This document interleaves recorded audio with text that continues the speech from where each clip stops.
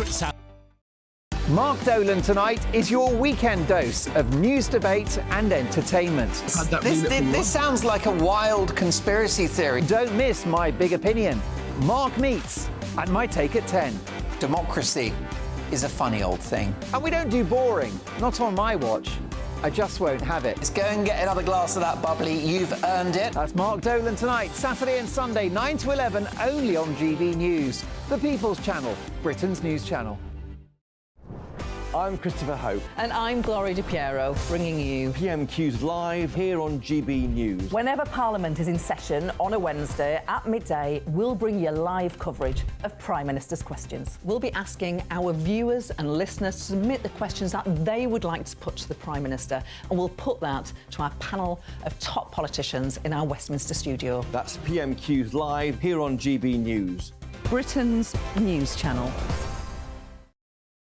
It's Patrick Christie's Tonight, and here we do things differently. It's explaining the absolute madness of this, doesn't it? It's explosive. I mean, this is very good. It's lively. 850. Your government sat there, Sean, and it did nothing. It's controversial. And the Middle East has been in turmoil since before I was born. It's everything you need to kickstart your evening. Everyone's had their Weetabix tonight. I love to see it. That's Patrick Christie's Tonight, weeknights from 9 p.m. Only on GB News, the People's Channel, Britain's news channel. Are the newspapers getting you down? My wife didn't divorce me that month. Struggling to separate the wheat from the chaff? I know that it's a bit of a circus at the best of times. Well, don't worry, Headliners has got you covered. We'll take the burden of reading the day's news, and if we get depressed, who cares? It's an occupational hazard, frankly. That's Headliners on GB News from 11 p.m. till midnight, and the following morning, 5 till 6 a.m. on GB News, the comedy channel. Nah, just kidding. Britain's news channel.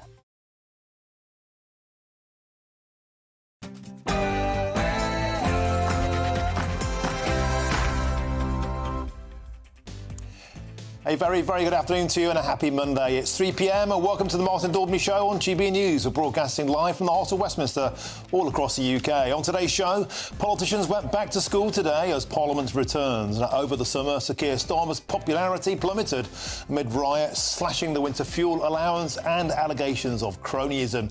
The Tories are still, meanwhile, looking for a new leader, and Reform has seen a 5% polling boost. I'll bring you fully up to speed. And today, Kemi Badenoch and James Cleverly made their pitch to be the next Conservative leader. Ms Badenoch slammed Labour as clueless, irresponsible and dishonest. Meanwhile, Mr Cleverly promised to bring back Rwanda and scrap stamp duty. We'll have all the latest. And it's not just Parliament that's back, as hundreds of thousands of students have returned to school. Ofsted have also announced scrapping their one-word grades for schools across the country. What impact could this have on parents? And are you looking back in anger at the weekend iron? It seems so are the Labour Party, because Lisa Nandy has promised that the government will be looking into the pricing of Oasis's 2025 tour tickets and get answers for millions of fans who felt deceived over the cost of those tickets. And that's all coming up over your next hour.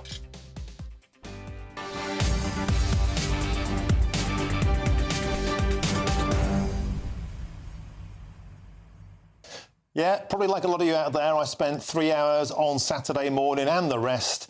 Hours of my life I'll never got back. I didn't get any tickets. I'm still hoping for a miracle. Did you? Let me know. Did you waste your time too? Later in the show, I'll have Lee Anderson in the studio for his first interview back in this parliamentary term. He'll tell me the extraordinary story of the death threats he's received over the summer, culminating in 2 court cases, which Mr Anderson believes are proof that we have political two-tier justice in this country. You would not want to miss that. Get into its usual ways, gbnews.com/you'll say. But now it's your headlines with Will Hollis.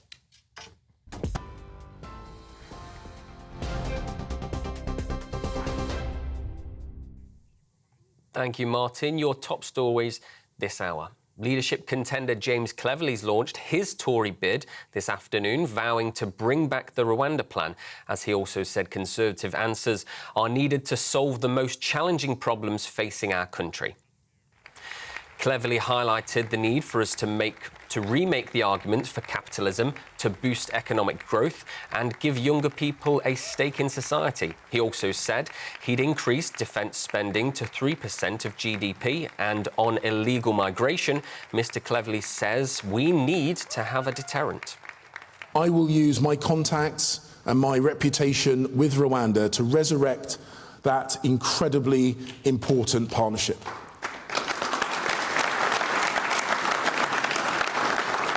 And more than that, I will rebuild a relationship so badly damaged by Labour's arrogant and callous disregard to the diplomatic niceties that bind the world. To inform the media that they were scrapping this partnership before they had the courage to inform the Rwandan government is unacceptable.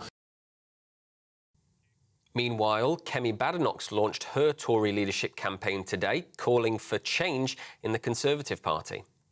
The Shadow Communities Secretary and contender to replace Rishi Sunak says her party has to focus on renewal to be ready to return to power. Miss Badenoch used the speech to also accuse Labour of pulling the wool over the eyes of the public, insisting that it's time for something new. We can't just sit around pointing out how terrible Labour are. That's just not good enough. And we can't just keep having the same policy arguments from the last Parliament. We are not in power, we lost. Labour will fail. And when that time comes and the British people are looking for change, we have to be that change. We have to focus on renewal. The renewal of our party, our politics and our thinking. And it starts with principles. Principles are the fundamentals that give us direction, unity and certainty. They must underpin everything we do. The Prime Minister says the scrapping of single-phrase inspection headlines grades for schools in England will be a relief for parents.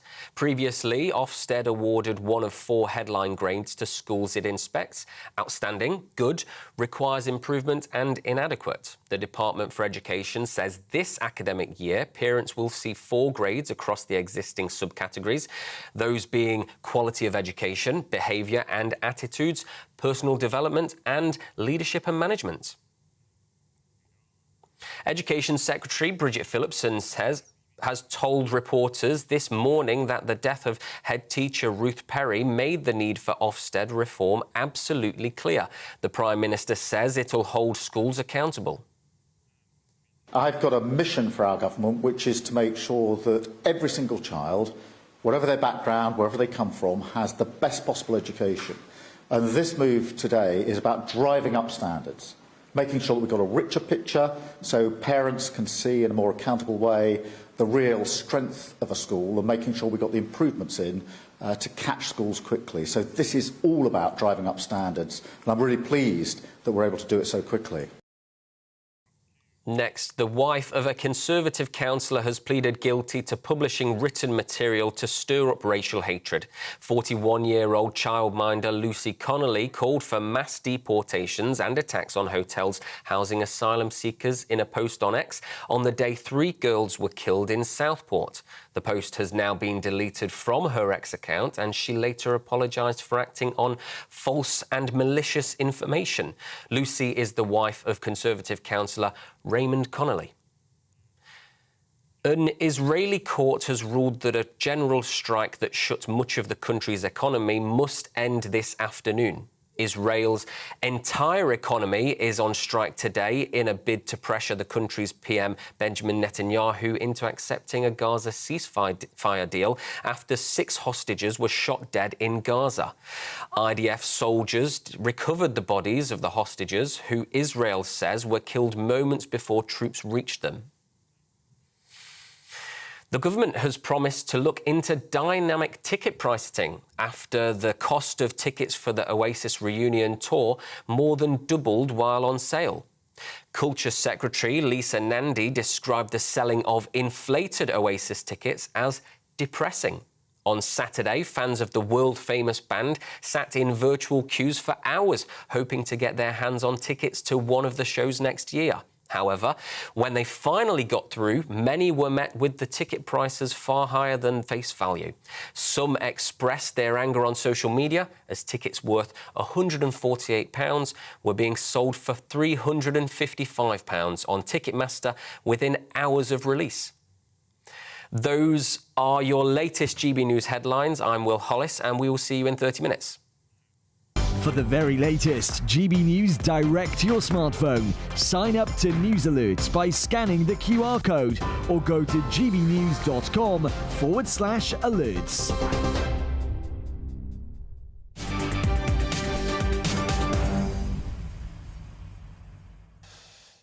Thank you, Will. Cracking job there. Now to our top story today. Parliament has reopened its doors as the summer recess ends and members of Parliament from across the country finally get back to work. Now, it's been a turbulent summer for Sir Keir Starmer following those Southport stabbings and, of course, the subsequent riots across the country. But he's promised a packed autumn of legislation with votes expected on Great British Energy and also returning of the publicly owned railways. Well, join me now to discuss that is the writer John Oxley. John, welcome to the show. So it's been a torrid first couple of months. We've seen Sir Keir Starmer's popularity plummet 27 points over the summer. He's now on -11. A lot of work to do and a lot of people scratching their heads, for starters, about the fact there's no debate, no chance to vote on the very, very controversial policy of axing the winter fuel allowance. Yes, so that's something that most likely will get wrapped up into the autumn statement. But one of the things that Labour shows now, when you're in government, you get to control a lot of the parliamentary time, and so you can shape the things that you want MPs debating. And if the opposition want to try and do anything on that, they either have to try and find a way to force a vote or bring it up on one of the small number of opposition days they have. So part of what we're going to see over the next few months is Labour really getting into the powers it has and how it can control the terms of debate through its control of Parliament, particularly with such a big majority. So, John, they're not obligated to give a vote on this and they're not obligated to have a debate. It looks like we'll get neither. They would clearly win if they did have the vote because of that supermajority. John Oxley, is the truth something else? And that is, if they have a vote on it, we will forever see their voting record and people will always be able to say, you are the members of Parliament that decided to make pensioners colder and poorer this winter. That would be electoral kryptonite for any of them, John.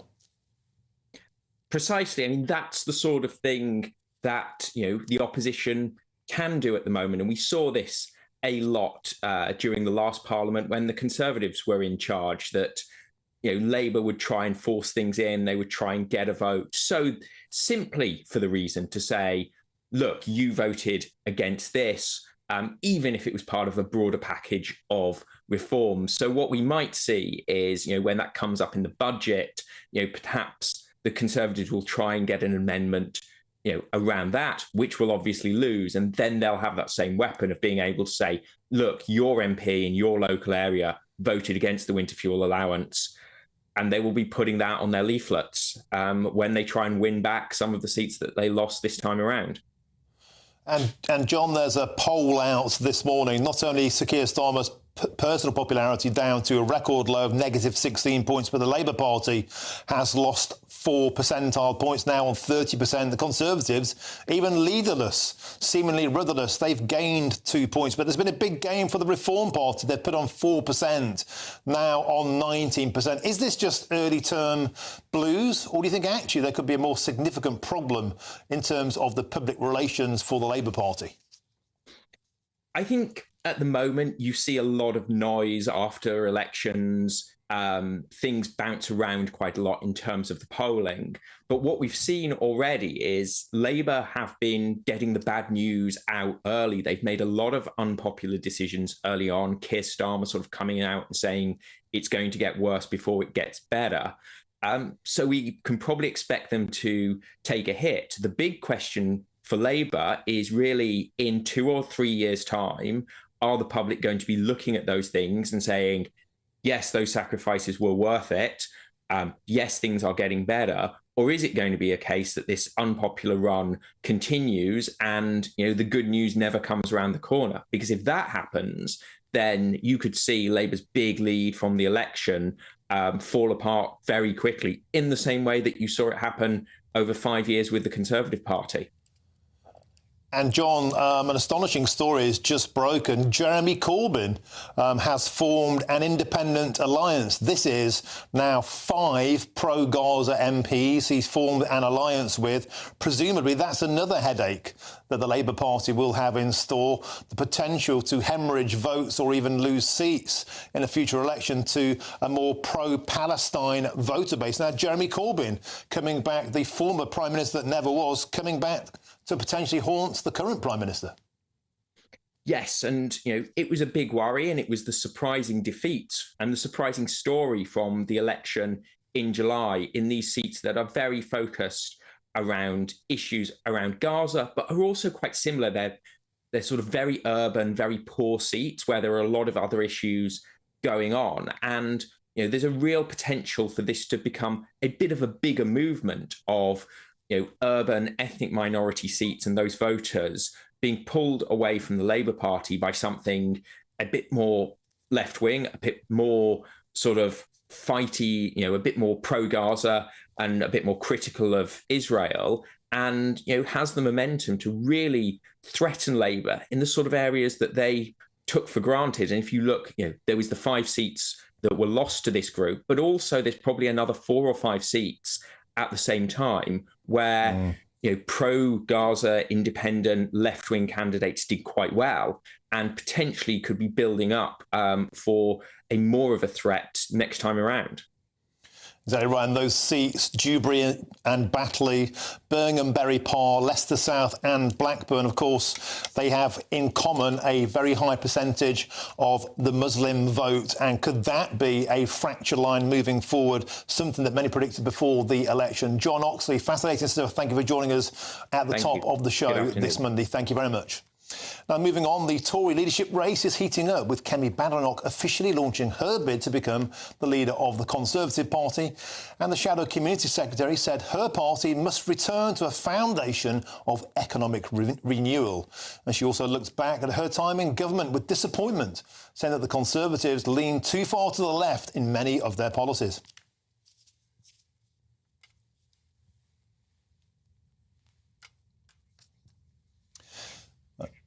Okay, we'll try that again now. People who are throwing out numbers and saying, oh, well, we'll leave the ECHR and so on, are giving you easy answers. That is how we got in this mess in the first place. I'm not going to do that. I don't want it to sound like I haven't thought about what to do. I have been thinking about it. And I think that the first thing starts with who we get to enforce our borders. We need to take a better look at how we recruit into the civil service and make sure that people are put in places and in jobs where their skills are going to be best used to. Because clearly leaving the ECHR will not be enough. That's why I don't want to throw that promise out there. Well, joining me now in the studio for more on that leadership race is our political correspondent, Catherine Forster. Catherine, welcome to the show. Now, I believe it was the question that you asked there to Miss Badenoch that precipitated the answer on the issue of immigration, a huge issue for many, many voters. Can you give us a quick upsum of what happened at Kemi Badenoch's launch, and then also I believe you're at James Cleverly's launch earlier. So 2 launches in the same day. Tell us more. Yes, quite interesting, the differences between them. I asked Kemi Badenoch, apparently, we've been told, there's no bad in her name, Kemi Badenoch, about immigration specifically. And she said, I'm not going to get into numbers. This is where we went wrong before, but we need to look at the people making these decisions. I think, people in the civil service that may not be fully on board. And also she was saying that leaving the ECHR is not the answer as far as she is concerned. She was very upbeat. It was very punchy. It was really well attended. It feels to me like she's got the energy, the momentum. We had Chris Philpott this morning, Laura Trott, Claire Coutinho introduced her, all pretty big beasts in the Conservative Party at the moment. So she is riding high. Some people do have concerns about her style, though she can be quite abrasive. And then James Cleverly, who is going on his record, all the big posts that he's held in government. Well attended. Grant Shapps was there, but didn't have the sort of current remaining big Tory stars. But what was interesting with James Cleverly was he actually announced some policies. Now, for all Kemi Badenoch's words, we didn't hear, it was all very general, but no actual policy detail. With James Cleverly, he said a few things. He'd bring back Rwanda. He would put defence spending up not to 2.5, but to 3%. And also, as previously announced this morning, he would like to scrap stamp duty totally, not reduce it, cut it totally. So really quite a different approach. And that's quite a lot of meat to throw out. Defence, of course, that would be very expensive. Bring back Rwanda. Well, that didn't get a single person voluntarily off the ground in its time in office under Rishi Sunak. And stamp duty, that raises like £19,000 million. I think that's 1.9 billion in revenue. So that's a lot of money to lose. But in terms of, I always like to ask, like Chris Hope yourself, like you were in the room, like you witnessed the energy, you saw the support. In terms of the momentum, the edge, the vim, the verve, who do you think's nosing it? Today, it felt to me like Kemi Badenoch had more momentum, more energy. I think the same actually can be said about Robert Jenrick. But James Cleverly will appeal potentially to a broader range of people. So ultimately, it depends which way the Conservative Party wants to go. You know, Kemi Badenoch is very good at speaking. She's very definite with her opinions. James Cleverly tends to be rather sort of more emollient. So one of the 6 candidates will be eliminated on Wednesday. I don't think it will be Kemi Badenoch at all, or Robert Jenrick. Possibly Mel Stride. James Cleverly, Priti Patel, we'll have to wait and see. We'll have to wait and see. And then, of course, the race goes on now until November the 2nd. That's when the Conservatives will finally have their new leader. Do you think this process has taken too long? Even though there was a summer recess, there's been a heck of a lot going on, all things we've talked about, the riots, the winter fuel allowance, huge amount of political turmoil. Do you think that the Conservatives should have got this over with quicker so there'd be an effective leader of the opposition in right now to be delivering those blows to Keir Starmer? Well, I've certainly been told privately some of the candidates do think it's going on too long. And, of course, the damaging thing for the Conservatives is we've got this huge, very, very significant budget coming from Rachel Reeves at the end of October. The Conservative Party will not have the new leader in place. There's plenty of people that think that that is a misstep. Behind the scenes, there are candidates that would like it to be brought forward. But, of course, generally, they will be seen, they'll want to be seen to respect the rules that have been set. Now, Catherine Forster, I know you've been going since with the Larks, the crack of dawn on this. You've been going since 5:30. Thank you for sticking around and bringing us up to speed. I hope to see you again in the next hour. Have some more coffee. Thank you very much indeed. Now then, brace yourselves. It's time for a brand new Great British Giveaway. We're now going into the final 3 weeks of our next £30,000 tax-free Great British Giveaway. So plenty of time to get that entry in. Now, what you do with all that extra dosh? Well, here's all the details that you'll need for your chance to win it. Fill your boots now, plenty more coming up just a few minutes' time, including what the scrapping of Ofsted's grading system could mean for parents choosing a school for their children. If it ain't broken, why mend it? I think it works well as it is. I say that as a parent. I'm Martin Daubney on GB News, Britain's news channel.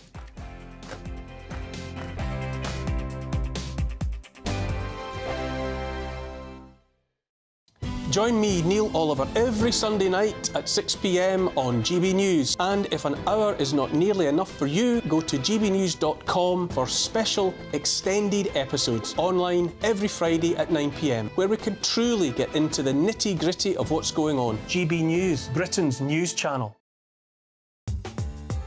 I'm Christopher Hope. From pop stars to politicians, I'll interview anybody in a pub who's got a political opinion. Join me every Friday on Spotify, Apple Podcasts, YouTube or gbnews.com, or wherever you get your podcasts. This is GB News, the People's Channel. This is GB News, Britain's news channel.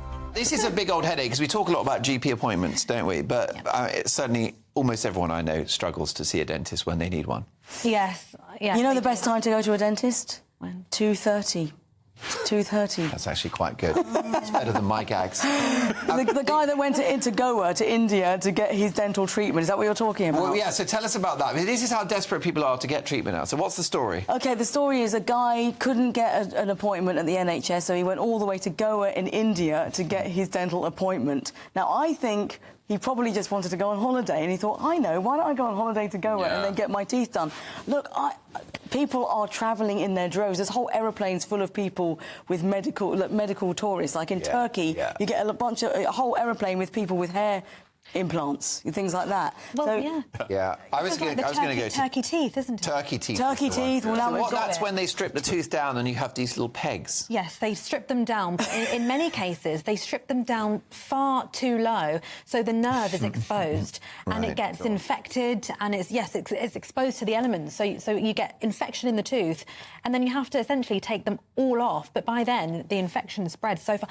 I was getting my nails done the other day, which I don't do very often, and my nail technician said to me, "Is your dad still a dentist?" And I said, "Yes." And she said, "Please, can I have an emergency appointment? I went to Turkey and I got my teeth done, and now they look incredible, but I'm in so much pain. They're all infected." She had 15 taken out from the top and 12 from the bottom, and it's an absolute disaster. But this is what people are feeling like they have to do. So medical tourism doesn't always work. No, but it shows, doesn't it, Alex, that people can't get their teeth sorted here, so they go elsewhere. Listen, do you floss, by the way? Don't floss. GB News, the People's Channel. We're proud to be GB News, the People's Channel. And as you know, we always love to hear your views. Now, there's a new way of getting in touch with us at gbnews.com/yoursay. By commenting, you can be part of a live conversation and join our GB News community. You can even talk to me, Bev Turner, or any of the members of the GB News family.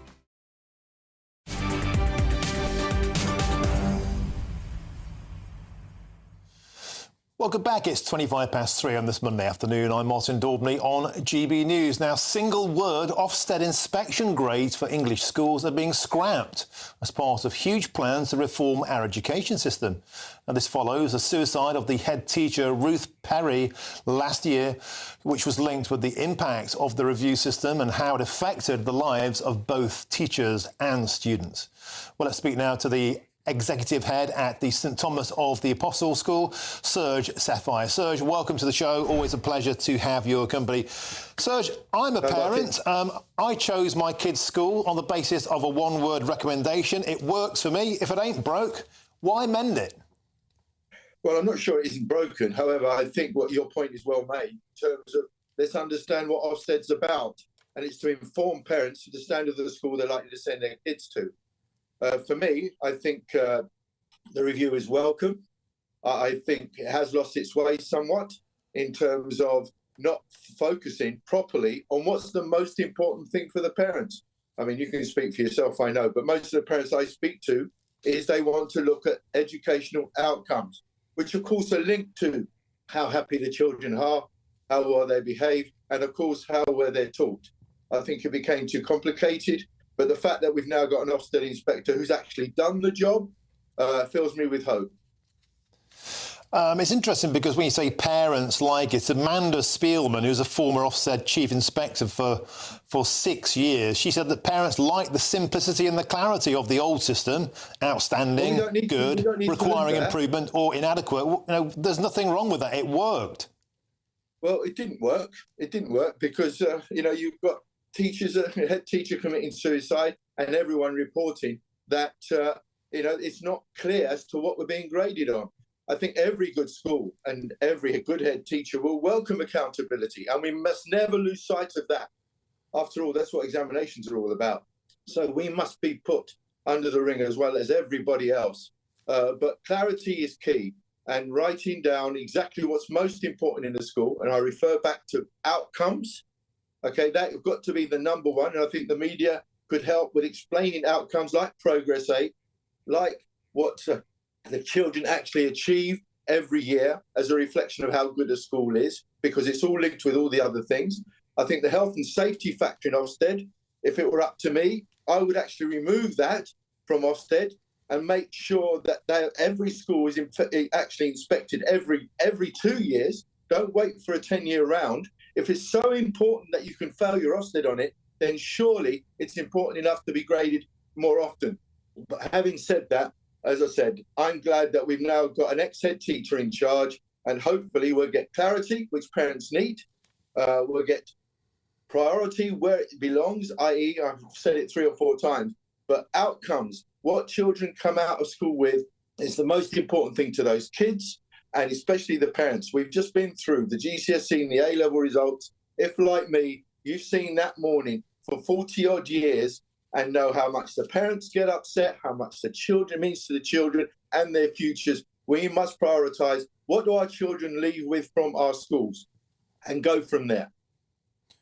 What would you say, Serge, to those who claim that this new classification system has been done to please the teachers? It's the unions complaining to get their way. Schools grade pupils all the time. Why can't schools be graded in a simple way that people understand? Well, I agree with you. We don't need to lose the simplicity, and I'm not interested in, quite frankly, what the unions think. This is about telling the parents the truth about the school. But Ofsted have got to get their act together. They've got to measure the right things, and schools have got to know in detail what we're being measured for. Let's get rid of some subjectivity here. Let's be as objective as we can. We've got numbers. We've got numbers of children passing every single subject. We've got attendance figures. We've got punctuality figures. These are written in stone. That's what parents want to hear. That's what they want to see. We don't want any Ofsted inspector who, I'm afraid I've come across a few that aren't particularly well qualified in my eye. We want objectivity, we want clarity so that parents can make an educated choice. Well, spoken with passion and clarity. Excellent. Thank you very much. That's the executive head at the St Thomas the Apostle School there, Serge Sapphire. Thank you for coming on. Please come back on in the future. Thanks. Now, lots more still to come between now and 4 o'clock, including the latest from Israel, where thousands of people have taken to the streets in protest of the handling of the ongoing hostage crisis. But first, it's time for your latest news headlines, and here's Will Hollis.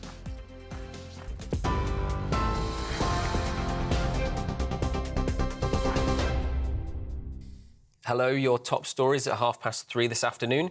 Tory leadership contender James Cleverly's launched his bid, vowing to bring back the Rwanda plan. As he also said, Conservative answers are needed to solve the most challenging problems facing our country.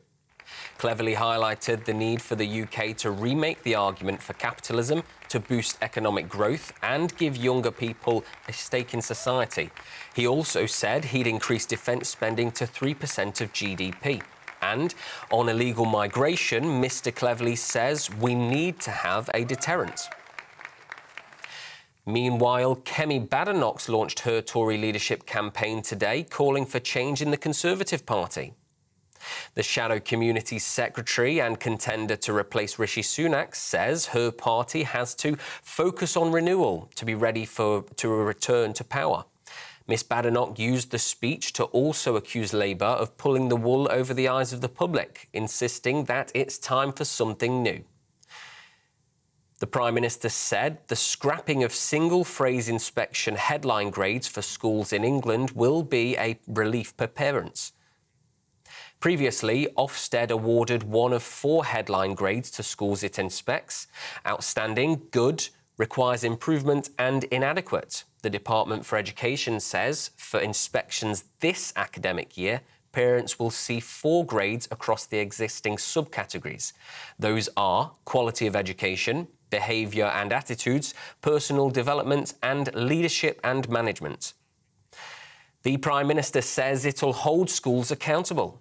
The wife of a Conservative councillor has pleaded guilty to publishing written material to stir up racial hatred.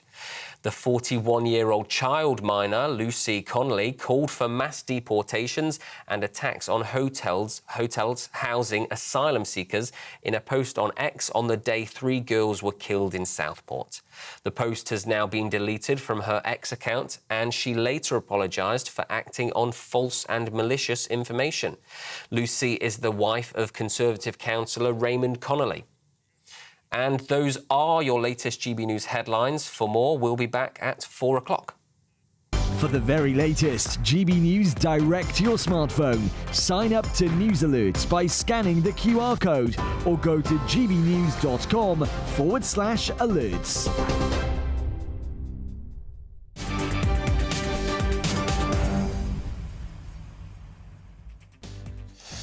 Thank you, Will. Now, if you want to get in touch with me at GB News, you know what to do. Simply go to gbnews.com/your say. Get your opinions in. I'll read the best out before the end of the show. I'm Martin Daubney on GB News, Britain's news channel. Good afternoon. Welcome to your latest weather update from the Met Office here on GB News. Plenty going on in the skies today. Some big thunderstorms in places, but other areas just fine with some warm and humid sunshine. It's a bit of a messy weather picture. Low pressure system sitting over the UK. All the weather fronts generating some hefty downpours. We've seen some thunderstorms and a few more to come through the evening time, potentially causing some disruption. Parts of the Welsh Marches up into the West Midlands, northwest England, but also northeast Scotland, all tending to ease as we go through the night, but still a few showers coming into parts of the Midlands during the early hours. Still quite warm and humid over eastern England, but generally turning cooler and fresher, particularly in parts of Scotland, well down into single figures here. And that fresher air will spread in more widely as we go through tomorrow, but still probably quite warm, quite humid first thing in the morning over the Midlands, southern England. Still a lot of cloud and still some showers here, but brighter skies further north over northern England and much of Scotland. But for Northern Ireland and western Scotland, there's another zone of rain coming in. It won't be as heavy as the thunderstorms that we've seen today, but nevertheless a dull, damp start in the northwest. A lot of clouds still over the Midlands and eastern England early on.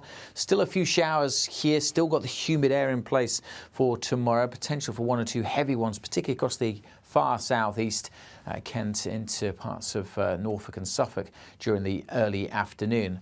Possibility of the odd thunderstorm. But for much of Wales, northern England, southwest England, it's a much brighter day and a fresher feel as well, with temperatures for many in the high teens. Wednesday's a fresher feel even in the south and east, and again a mix of sunshine and showers. But for many, I think across southern Scotland, northern England, it will be a fine day. We'll see quite a few showers for Northern Ireland, Wales, and developing again over central and eastern parts of England. Bye for now. The latest GB News travel.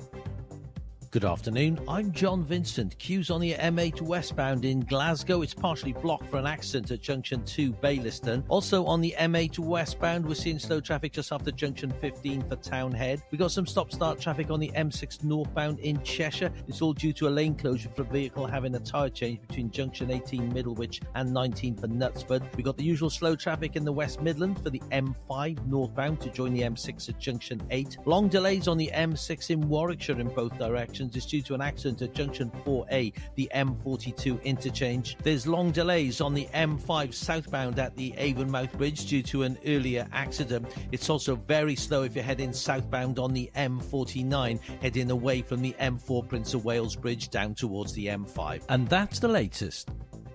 You can stay up to date throughout the day by visiting our website, gbnews.com.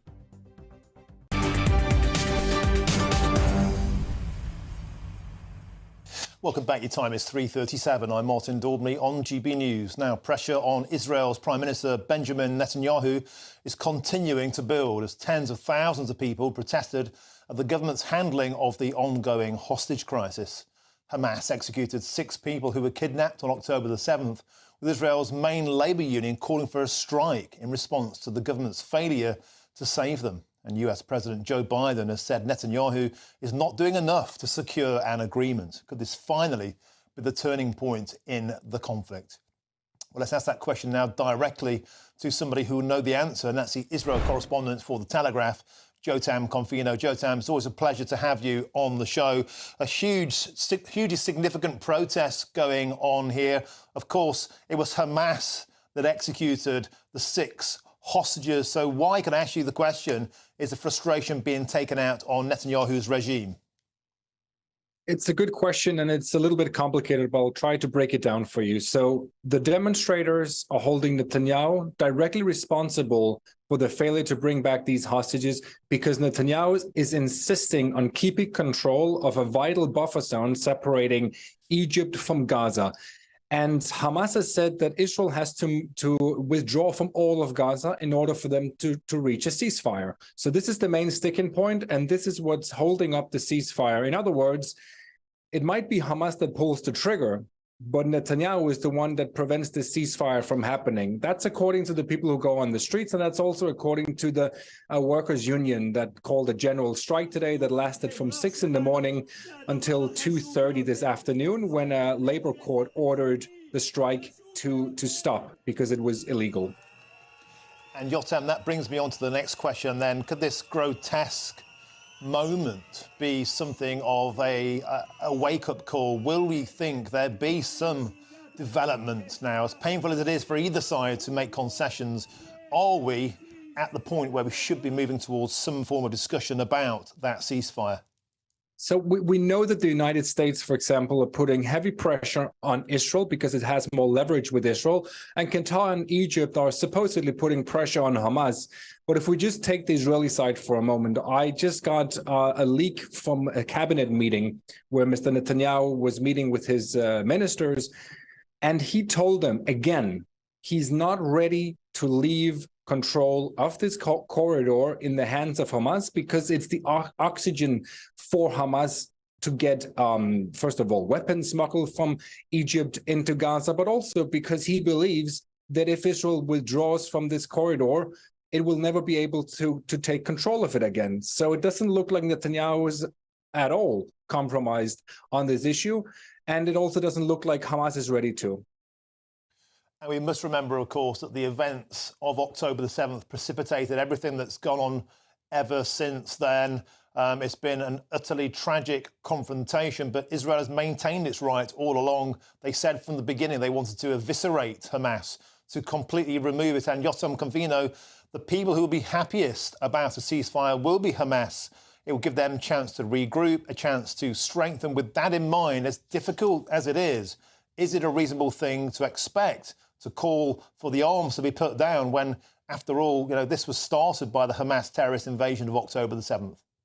I think most rational people hopefully see Hamas as the rogue actor here. Hamas started this. Hamas is keeping civilians hostage. It's breaking any possible international law on a daily basis. But it doesn't change the fact that focus is on Israel because Israel is held to a different and a higher standard. It doesn't matter what Hamas does. They just announced the other day that they're going to go back to suicide bombs. I didn't hear any human rights organizations even comment on that. So at the end of the day, the pressure's on Netanyahu, and it is up to him to release these hostages because nobody will hold Hamas responsible. Yotam, a lot of people say a two-state solution is the only answer, but there was a two-state solution before. Hamas didn't seem to be satisfied with that.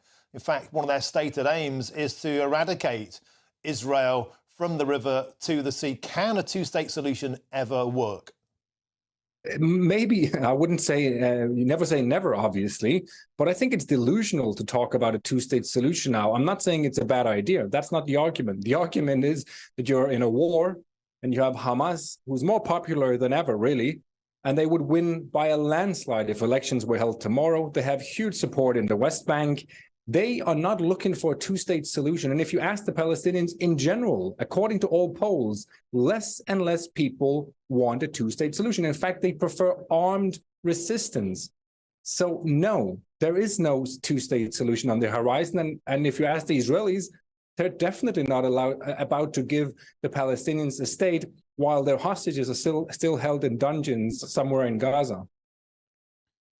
Okay, thank you very much for joining us. And that's the Israel correspondent for The Telegraph, Yotam Confino. You've been excellent all the way throughout this. Thank you very much for joining us on the show today. Thank you.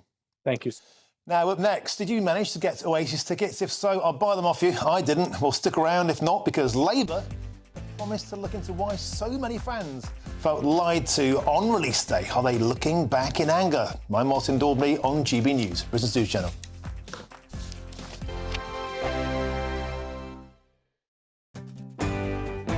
I'm Simon Evans, and this is GB News, Britain's news channel. Sunday with Michael Portillo from 11, only on GB News. A new exhibition at Gainsborough's house in Sudbury in Suffolk is the first to chart the artistic careers of Cedric Morris, who lived from 1889 to 1982, and Arthur Haynes, who lived from 1894 to 1978. They were partners in love and art for 60 years. I'm joined now by the exhibition curator, Dr. Pat Hardy. Some people will not be in the least bit familiar with these two British artists. So do you want to say a word of background about Cedric Morris and Arthur Haynes? About 100 artworks were left in 2017 of Cedric Morris's works. And it was felt then that an exhibition to showcase that work would be very appealing to the public. Morris's flower paintings have had a lot of traction. They've become very popular commercially, and there's been more research done on them. So it was felt that it would be good to broaden out the flower painter aspects of Morris's work to showcase the portraits and the landscapes and protest paintings, which we now had in the collection. And it was also thought important that his partner, as you mentioned, for 60 years, Let Haynes, was also given some profile because he very much fell away into the shadows because he was promoting Morris's work and running the school, which was set up nearby, near Sudbury, near Gainsborough's house at Hadley, which was a very different type of art school. And a lot of people, both artists and locals, do remember it having been in operation and how wild it was and how bohemian they were. So it's felt to be a good story in personal terms, but also artistically to try and place these two, particularly Morris, in the 20th century art world. GB News, the People's Channel. Join me, Neil Oliver, every Sunday night at 6 p.m. on GB News. And if an hour is not nearly enough for you, go to gbnews.com for special extended episodes online every Friday at 9 p.m, where we can truly get into the nitty-gritty of what's going on. GB News, Britain's news channel. Join me, Nana Akwe, for an informative, interactive news programme with a difference. It's fun. No, he didn't say that, Dave. I'm so surprised. I think there's an element of truth to that. Join me from 3 p.m. every weekend, only on GB News, Britain's news channel. I'm Ellie Costello, and thank you so much for joining us here on GB News, the People's Channel, Britain's news channel.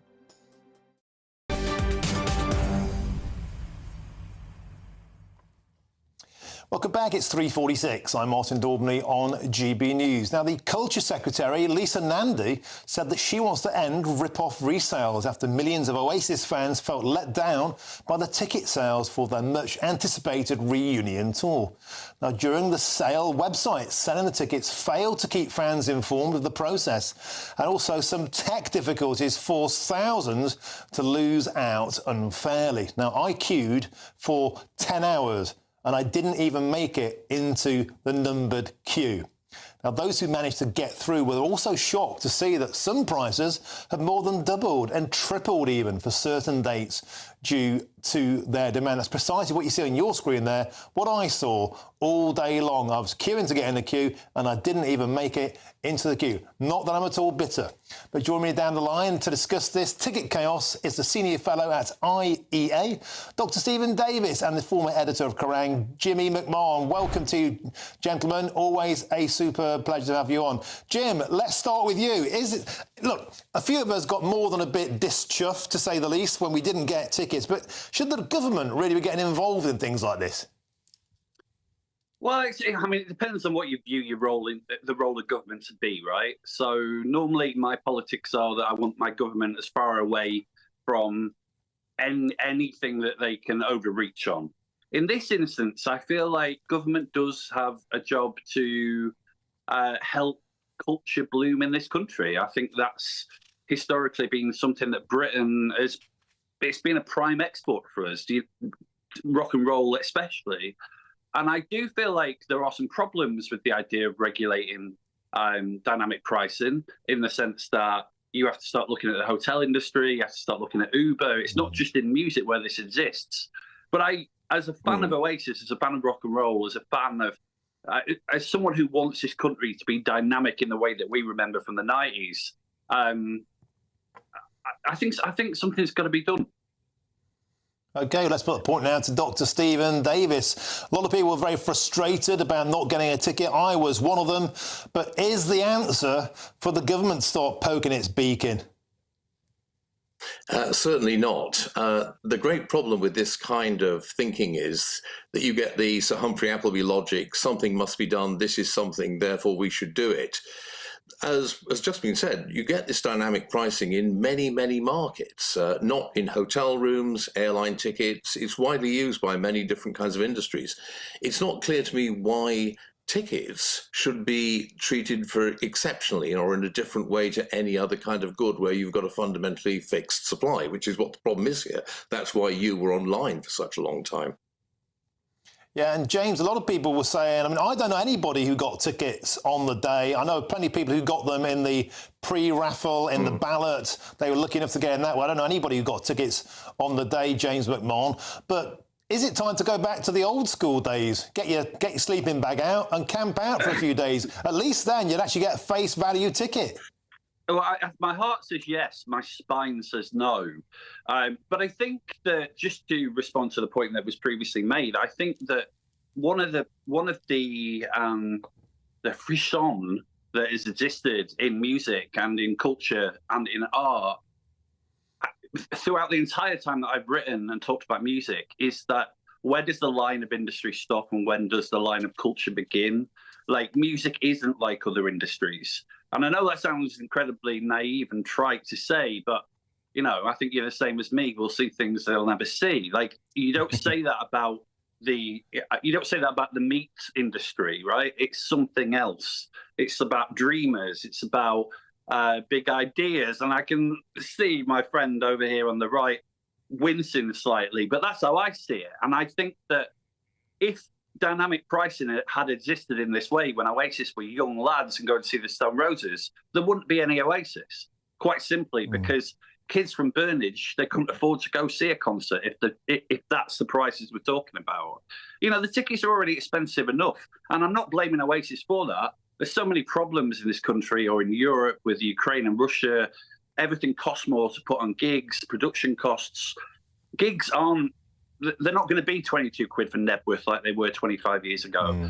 But I think that I feel very disappointed in Liam and Noel because they would have greenlit this. And I want Noel to pay for his divorce. I want them to make good money. Oasis were never particularly champions of the proles. They wanted to get famous and they wanted to get rich. But it feels a little bit like they've forgotten me, you, and many people like us.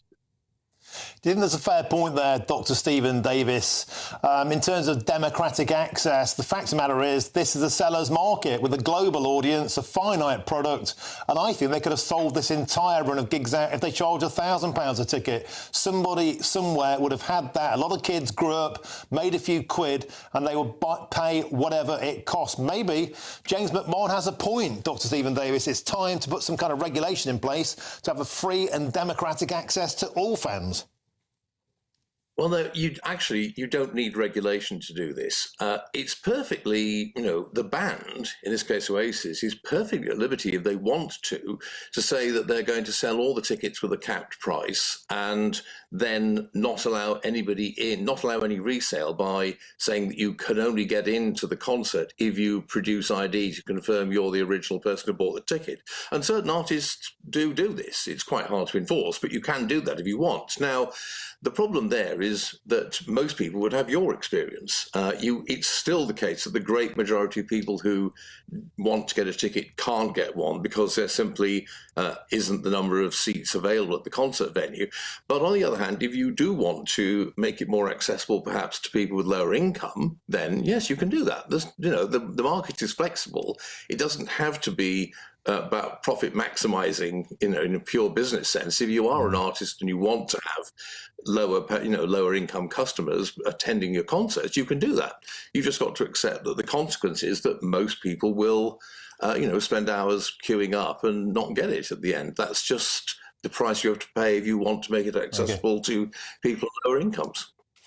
I can I have the final word to you there, James McMahon. I know when you came on the show last time, you shared, I think, poetic, beautiful stuff about how you were unwell in hospital and you really wanted to see Oasis again. Did you get tickets? No. And I don't know anyone. I don't know anyone who has. Saturday, I mean, if there was any upside to it, it was that Doncaster Rovers tonked Port Vale, but also that there was a running commentary from my friends that brought us all together and we were united in our disappointment. I think the reason why I haven't hit rock bottom is that the scuttlebutt is that there are still dates being held. So maybe this madness happens all over again. I'll get there. I'll be there somehow. You'll be there somehow. We'll be giving us leg ups over the wall. No, I think James McMahon, I'm going to get in by hook, by crook. It's always a pleasure to talk to you, mate, and thank you for speaking so passionately, as usual. And also thank you to the Senior Fellow at the IEA, Dr. Stephen Davis. Superb debate. A lot of disappointed people out there, and that includes me this week, and I'm afraid wasn't our time. But maybe, just maybe, we can dare to dream. Maybe there'll be new tickets, some new venues, and we'll get in there. Thank you very much. Now, in the next hour, we'll be joined later in the show by Lee Anderson. He's giving his first interview since coming back to Parliament. You will not want to miss it. Stick around. See you soon. A brighter outlook with Box Solar, sponsors of weather on GB News. Good afternoon. Welcome to your latest weather update from the Met Office here on GB News. Plenty going on in the skies today. Some big thunderstorms in places, but other areas just fine with some warm and humid sunshine. It's a bit of a messy weather picture. Low pressure systems sitting over the UK.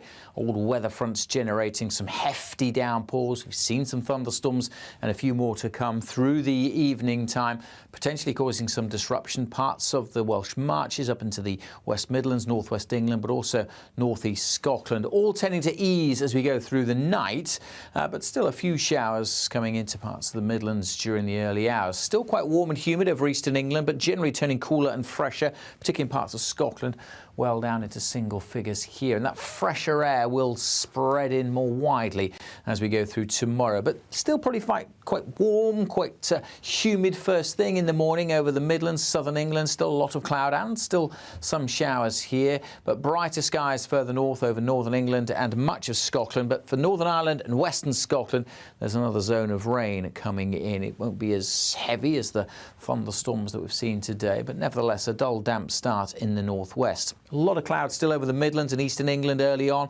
Still a few showers here. Still got the humid air in place for tomorrow. Potential for one or two heavy ones, particularly across the far southeast, Kent into parts of Norfolk and Suffolk during the early afternoon. Possibility of the odd thunderstorm. But for much of Wales, northern England, southwest England, it's a much brighter day and a fresher feel as well, with temperatures for many in the high teens. Wednesday's a fresher feel even in the south and east, and again a mix of sunshine and showers, but for many, I think, across southern Scotland, northern England, it will be a fine day. We'll see quite a few showers for Northern Ireland, Wales, and developing again over central and eastern parts of England. Bye for now. That warm feeling inside from Boxed Boilers, sponsors of weather on GB News.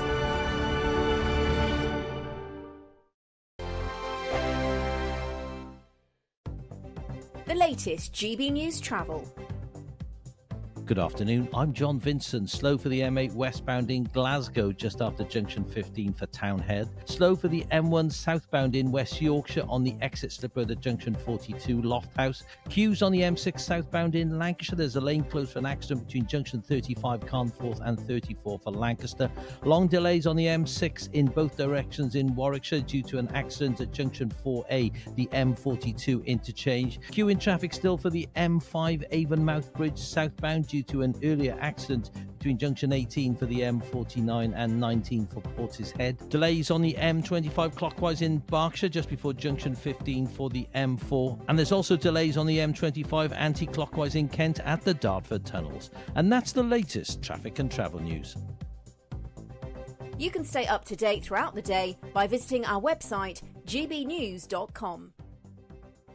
How would you... Welcome to State of the Nation, daily plunge into the stories shaping our country.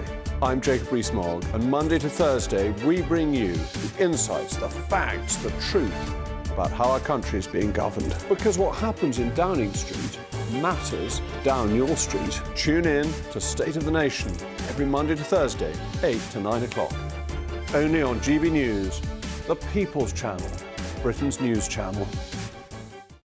It's Patrick Christie's Tonight, and here we do things differently. It's explaining the absolute madness of this, doesn't it? It's explosive. I mean, this is very good. It's lively. 850. Your government sat there, Sean, and it did nothing. It's controversial. And the Middle East has been in turmoil since before I was born. It's everything you need to kickstart your evening. Everyone's had their Weetabix tonight. I love to see it. That's Patrick Christie's Tonight, weeknights from 9 p.m. Only on GB News, the People's Channel, Britain's news channel.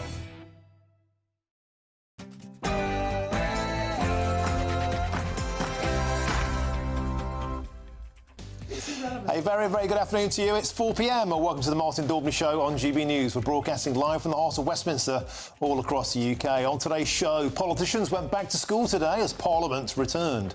Now, over the summer, Sir Keir Starmer's popularity plummeted amid riots, slashing the winter fuel allowance and, of course, allegations of cronyism.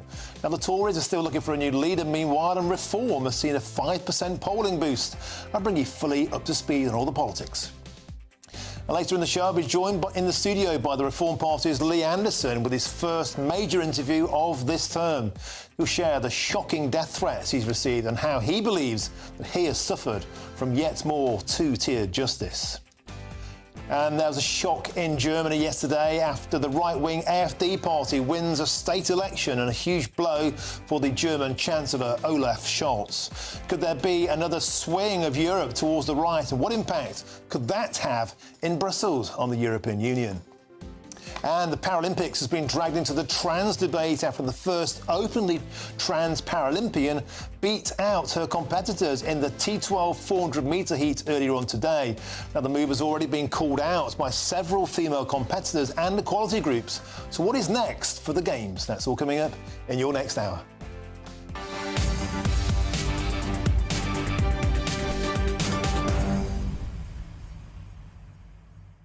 Welcome to the show. A delight to have your company. So Parliament has gone back to school. The Tory party, two leaders threw their hat in the ring today, Kemi Badenoch and James Cleverly. We were told it's Badenoch, not Badenoch. Catherine Forster, our political correspondent, she was there. We'll get a full update of the latest from that. And also I'll be joined by Lee Anderson. Shocking death threats he received over the course of the summer. He believes he's been on the receiving end of yet more two-tier justice. Loads to get our teeth stuck into in the next hour. I want to hear from you. Get in touch, usual way, gbnews.com/your say. But now it's your headlines, and here's Will Hollis.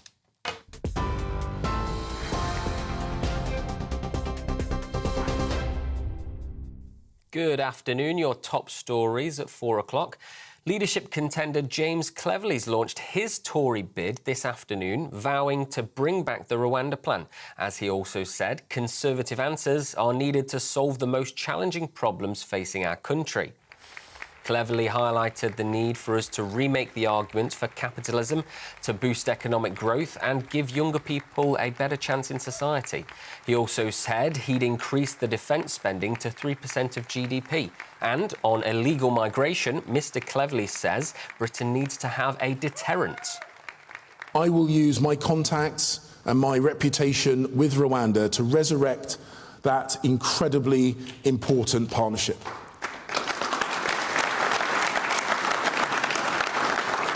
And more than that, I will rebuild a relationship so badly damaged by Labour's arrogant and callous disregard to the diplomatic niceties that bind the world. To inform the media that they were scrapping this partnership before they had the courage to inform the Rwandan government is unacceptable. Meanwhile, Kemi Badenoch launched her Tory leadership campaign today, calling for change in the Conservative Party.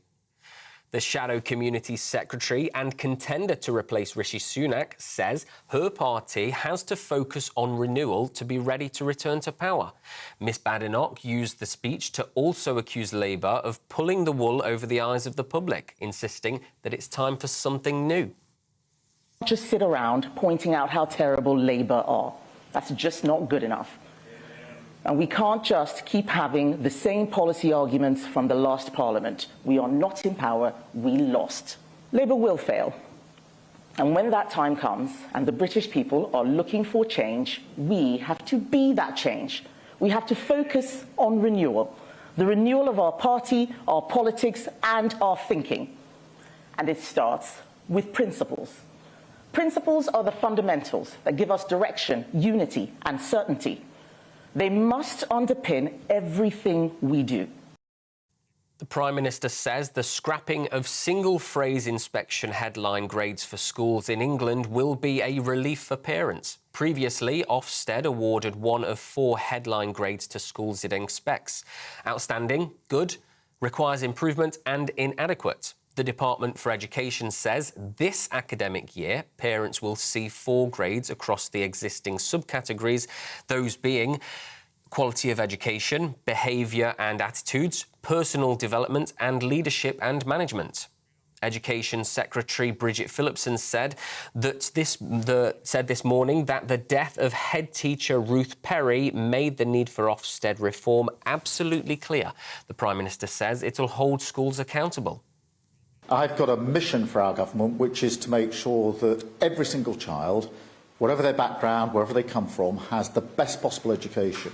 And this move today is about driving up standards, making sure that we've got a richer picture so parents can see in a more accountable way the real strength of a school and making sure we've got the improvements in to catch schools quickly. So this is all about driving up standards, and I'm really pleased that we're able to do it so quickly. The wife of a Conservative councillor has pleaded guilty to publishing written material to stir up racial hatred. 41-year-old childminder Lucy Connolly called for mass deportations and attacks on hotels housing asylum seekers in a post on X on the day 3 girls were killed in Southport. The post has now been deleted from her X account, and she later apologised for acting on false and malicious information. Lucy is the wife of Conservative councillor Raymond Connolly. An Israeli court has ruled that a general strike that shut much of the country's economy must end this afternoon. Israel's entire economy is on strike today in a bid to pressure the country's PM, Benjamin Netanyahu, into accepting a Gaza ceasefire deal after 6 hostages were shot dead in Gaza. IDF soldiers recovered the bodies of the hostages who Israel says were killed moments before troops reached them. The government has promised to look into dynamic ticket pricing after the cost of tickets for the Oasis reunion tour more than doubled during a sale. Culture Secretary Lisa Nandy described the selling of inflated Oasis ticket prices as depressing. On Saturday, fans of the world-famous band sat in virtual queues for hours, hoping to get their hands on tickets to one of the shows next year. However, when they finally got through, many were met with ticket prices far higher than face value. Some expressed their anger on social media as tickets worth £148 were being sold for £355 on Ticketmaster within hours of release. Those are your latest GB News headlines. I'm Will Hollis, and we'll have more in half an hour. For the very latest GB News direct to your smartphone, sign up to News Alerts by scanning the QR code or go to gbnews.com/alerts.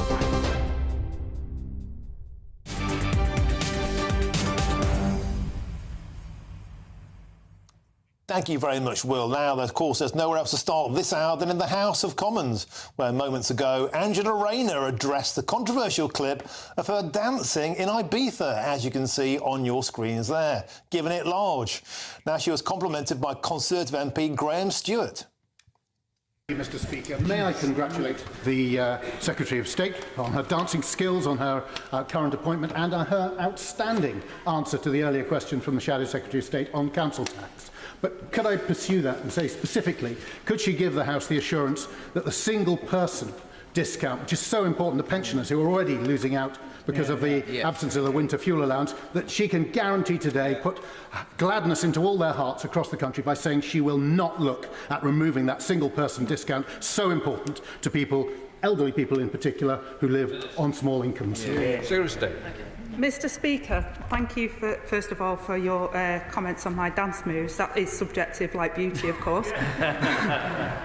But on a serious note, I find it astonishing that members opposite, after running down the economy in the way that they have, after the Chancellor had to come to this House to talk about the billions of pounds black hole that they're now trying to claim, that this government is about raising taxes. This government is about making sure that working people are better off, and will intend to do that. Talk about school.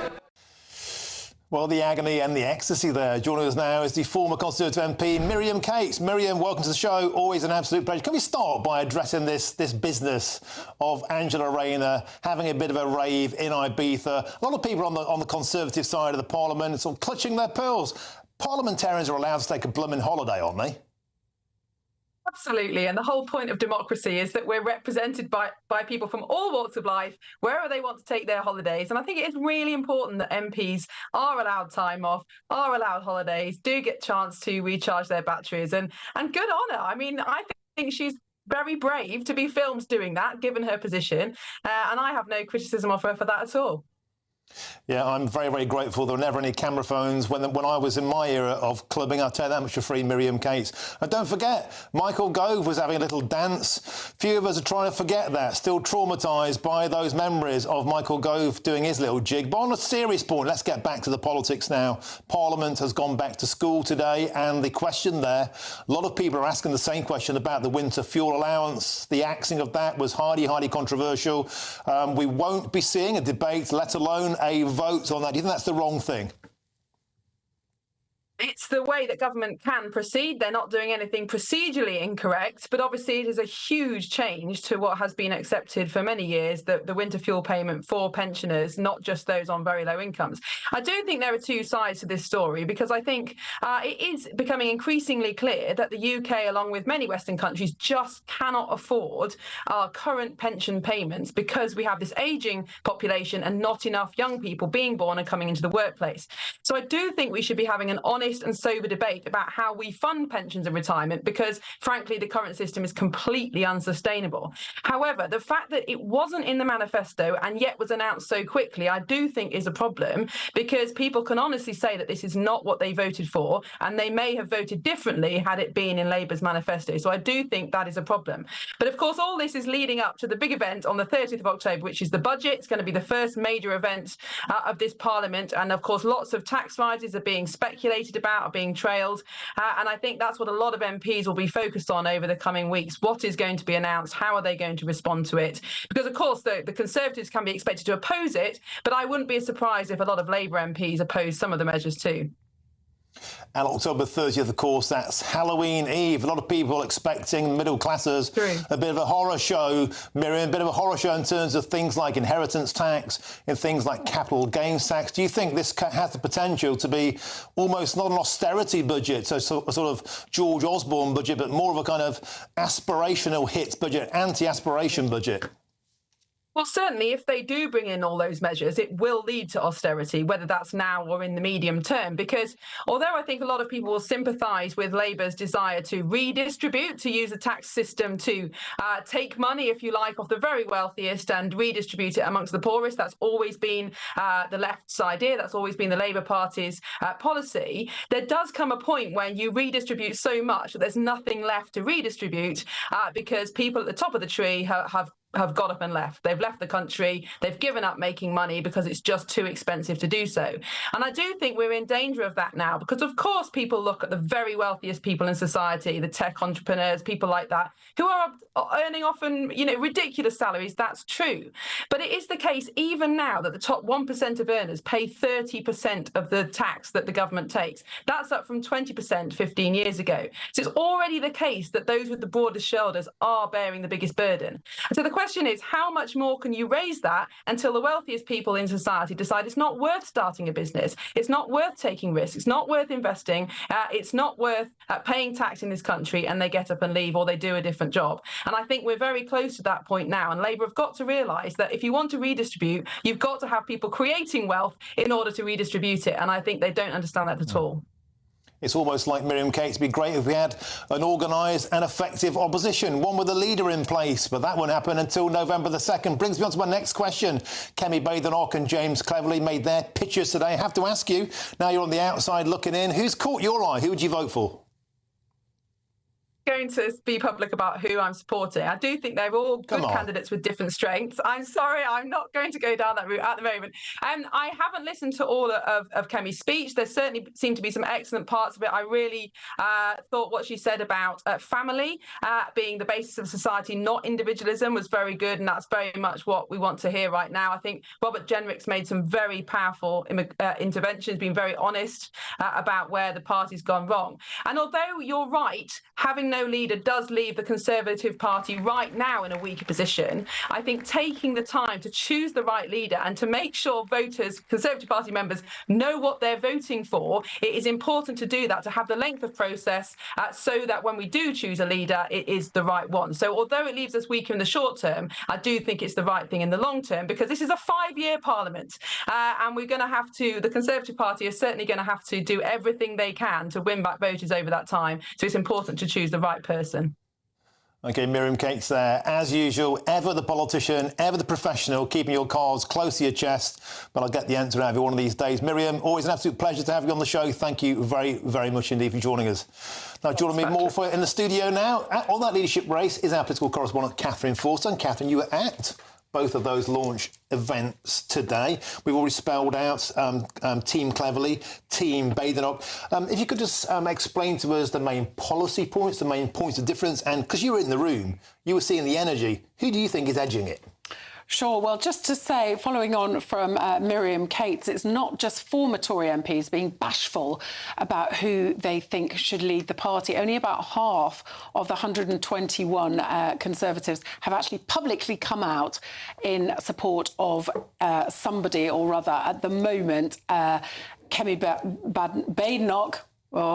Kemi Badenoch and Robert Jenrick are leading the field. In terms of policy, both the speeches were quite different. Kemi Badenoch was very punchy, very well attended, felt like she had the energy, the momentum. But in terms of policy, there was nothing. It was very, very broad brush strokes. James Cleverly, however, did announce several policies, actually, which is quite unusual in this contest. He said that they would bring back Rwanda. He also said that he would want to ultimately scrap stamp duty totally, which was interesting. So he is laying out policies. Both of them don't seem to be in favour of pulling out of the ECHR. However, Robert Jenrick absolutely is. But it was interesting, too, who was there publicly to support them. So Kemi Badenoch had Chris Philp, Laura Trott, Claire Coutinho, the current Shadow Energy Minister, introduced her. James Cleverly had Grant Shapps, of course, a very big beast of the Conservative Party, but he is no longer an MP. So it felt to me like at the moment Kemi Badenoch had the momentum, possibly more than James Cleverly. But Kemi Badenoch does not appeal to everyone. And James Cleverly believes that he may have broader support and be better placed to unify the party, something that they're all talking about, but easier said than done. And you've got a few numbers I see there, very interesting numbers in front of you about who has declared thus far. It's early doors. So who's got the early momentum? Well, according to the numbers that I've currently got, both Kemi Badenoch and Robert Jenrick are tied on about 13 or so. Mel Stride, 7, Tom Tugendhat, 6, James Cleverly, 5, Priti Patel, 5. Now, one of them will be out on Wednesday.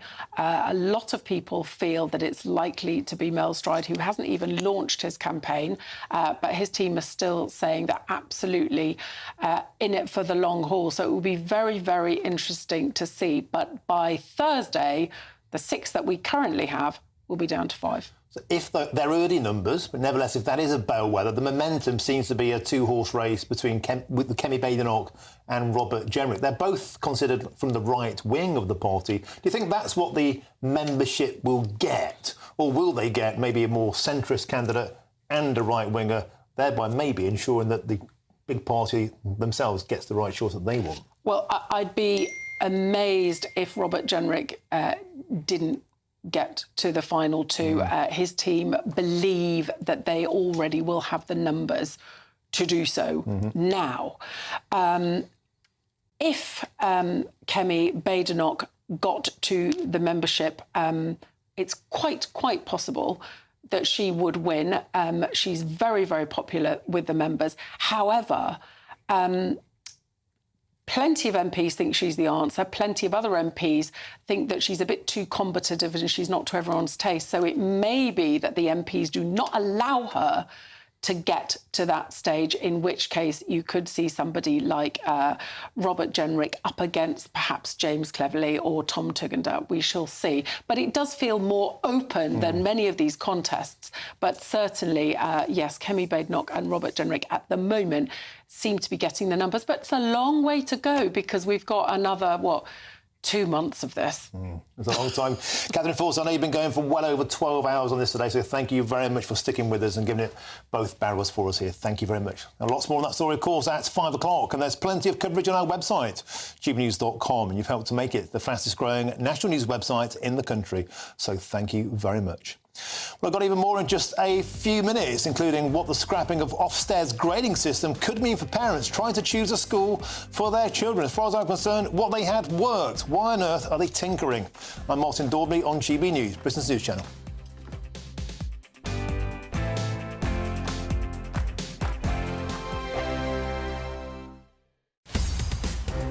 In the GB Newsroom, we bring you the news as it happens. With our team of dedicated journalists across the UK, we're ready to keep you up to date with what's happening every half an hour, every single day.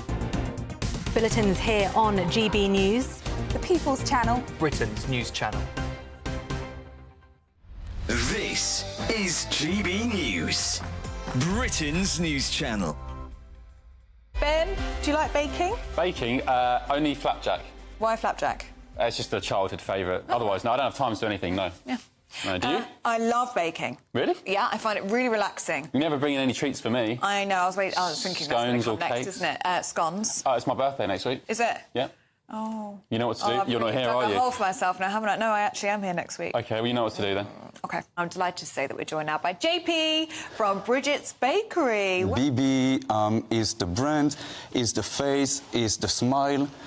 She originated the motto, making London smile, so that's what we try to do on board of our lovely buses and in our shops. Which is probably the most British thing you could imagine. Yes, we try to do a 3-in-1. We try to really embrace all of the culture and history, so Roadmaster buses, 1970s. Oh, nice pictures.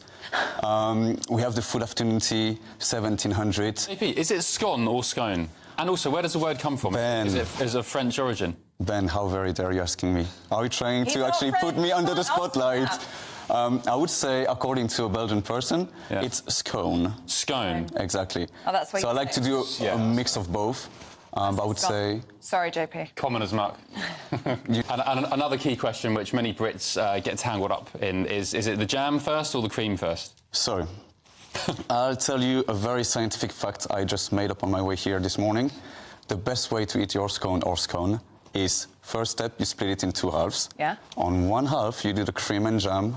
The other half, the jam and cream. Oh, no. Then, if you feel like people looking at you, you should squash it together. And if really the tension is quite high, you should give your scone to the nearest person holding a chef jacket. There you go. That sounds too diplomatic. Yeah. The People's Channel.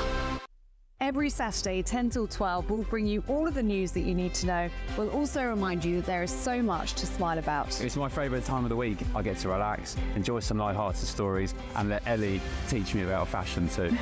That's Saturday Morning Live, every Saturday, 10 till 12. Only on GB News, Britain's news channel. We're proud to be GB News, the People's Channel. And as you know, we always love to hear your views. Now, there's a new way of getting in touch with us at gbnews.com/yoursay. By commenting, you can be part of a live conversation and join our GB News community. You can even talk to me, Bev Turner, or any of the members of the GB News family.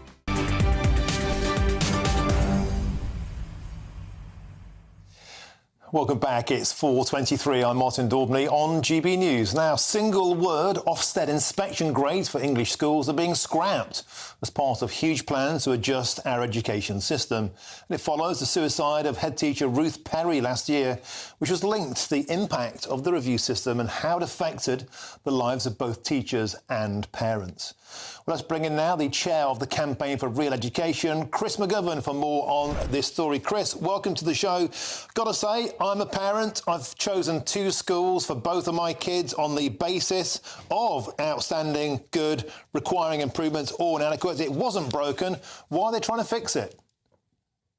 Well, let me say, first of all, there's been quite a lot of misleading reports about this today. The fact is, this judgment of good or outstanding, which obviously most schools want, is actually gained by 90% of schools. The problem with, and I'm a former Ofsted inspector myself as well as a head teacher, the problem with that, those one-word judgments, is actually they're too generous. The fact is that we are about 3 years or more behind by the age of 15, the leading education systems around the world, our economic competitors. So when we say, oh, you know, we're going to lose this good or outstanding or below, inadequate, and so we're going to lose those things, it's really actually not quite what it seems. The fact is nearly every school is good or outstanding, so the judgments are fairly meaningless. We're not good or outstanding. And we're actually struggling to compete with the best countries around the world, as I say. So what I would like to see, I think, is that we have a judgment at the end, but it's probably on the basis of the 4 areas of assessment which Ofsted actually carry out on things like management and learning and personal development and behaviour of children. We look at all those 4, give them a mark out of 25, then give them a final mark. Be more accurate. But the fact is, most reports today have been saying, oh, you know, this is soft soap to the schools and to the teaching profession. No, the soft soap is the Ofsted inspection. The soft soap is grading 90% of schools good or outstanding. You're not going to hear that anywhere else, Martin. You're hearing it today from me. Campaign for Real Education, because that is the truth. We're not getting an accurate representation from Ofsted, and it's not going to be any different really now. We're going to get several words and maybe, but actually we need to understand why we're falling so far behind those top countries such as Singapore, cities like Shanghai, South Korea, Japan, Taiwan, and so forth. And even in Europe, we're falling behind Poland, we're falling behind Estonia and others, and yet the government says, oh, it's getting better every year. Yeah, go back to 2010 and look at our results there internationally. I say, no, don't go back to 2010. Go back to 2000 and look at the results we were getting then. We're not going forward fast enough. And actually, there's a storm in a teacup here because the whole Ofsted process is too generous, in my view. OK, great stuff. Can I ask you about a second policy point that's been released today, and that is the increasing of fines on parents from 60 quid to 80 quid, and that would rise to 160 quid if paid within 21 days. This is, of course, to try and discourage parents from taking their kids out during term time because holidays are so blooming expensive. Any parent watching this will empathise with that. And, you know, full confession, Chris, I did take my kids out of school a week early last year. I saved save £2,000 in the process on a holiday. Otherwise, my children have an exemplary attendance record. The entire system is stacked against parents. And will this work? I mean, the serial absenteeism, Chris McGovern, from schools. My missus is a teacher. I know this. It's not middle-class parents who go on holidays. It's kids who just can't be bothered to go to school with feckless parents who don't send them in. Yeah, we've got a huge problem, Martin, of absenteeism. It's got worse since COVID. And you would think if 90% of schools are good or outstanding, children would want to go there. Well, clearly they're not good or outstanding. As I said, look, I wrote a piece in the Times a few weeks ago, and I pointed out that when you take a child out of school, that child has to come back, has to catch up. The teachers, mostly very professional, they're trying to help the child to catch up. Therefore, other children suffer. So when you take a child out of school, you're not just taking your own child out, you're going to impact on other children in that class. In my view, you should get one warning and then you should find another school. That may sound tough, but it's intolerable that we are having children with such high absences. Look around the world, it doesn't happen elsewhere. Look in Afghanistan, the girls are on a permanent holiday there.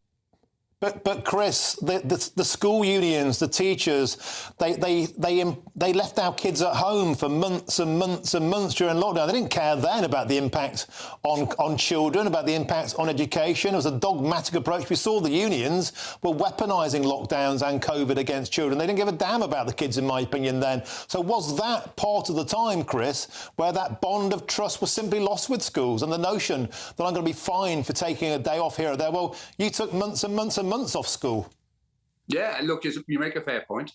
Look, let me be totally cynical, Martin. We closed the schools for a couple of years because of COVID. What happened to exam results? They were the best in our history. So if you want to improve exam results, close the schools. That's one way of looking at it, of course. But at the end of the day, we have most teachers want to do a good job. They're working very hard. And yes, there was a closure of schools and some teachers are lazy. Of course there are. On the whole, teachers aren't. They're hard-working. They're mostly pretty good people.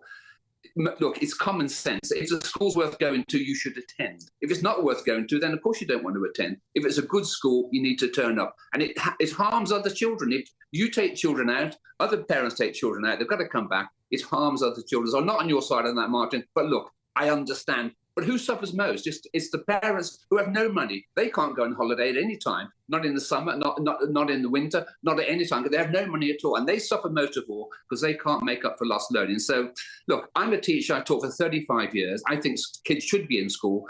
We want to improve education. We have to improve the quality of teaching. And it's an outrage that the majority of staff in school, believe it or not, are not teachers. They're support staff. We need to deal with that, reduce the bean counters and give more money to the teachers and make sure we reward good teaching. That's what really matters. Common sense stuff, as ever. Thank you so much for joining us on the show today. And that's the chair of the Campaign for Real Education, Chris McGovern. Excellent, grade A for you. Outstanding, even. Now, there's lots more still to come between now and 5 o'clock. Up next, we head to Birmingham, where campaigners have called for the King to attend the upcoming anniversary service for those killed in the 1974 pub bombing there. But first, it's time for your latest news headlines, and here's Will Hollis.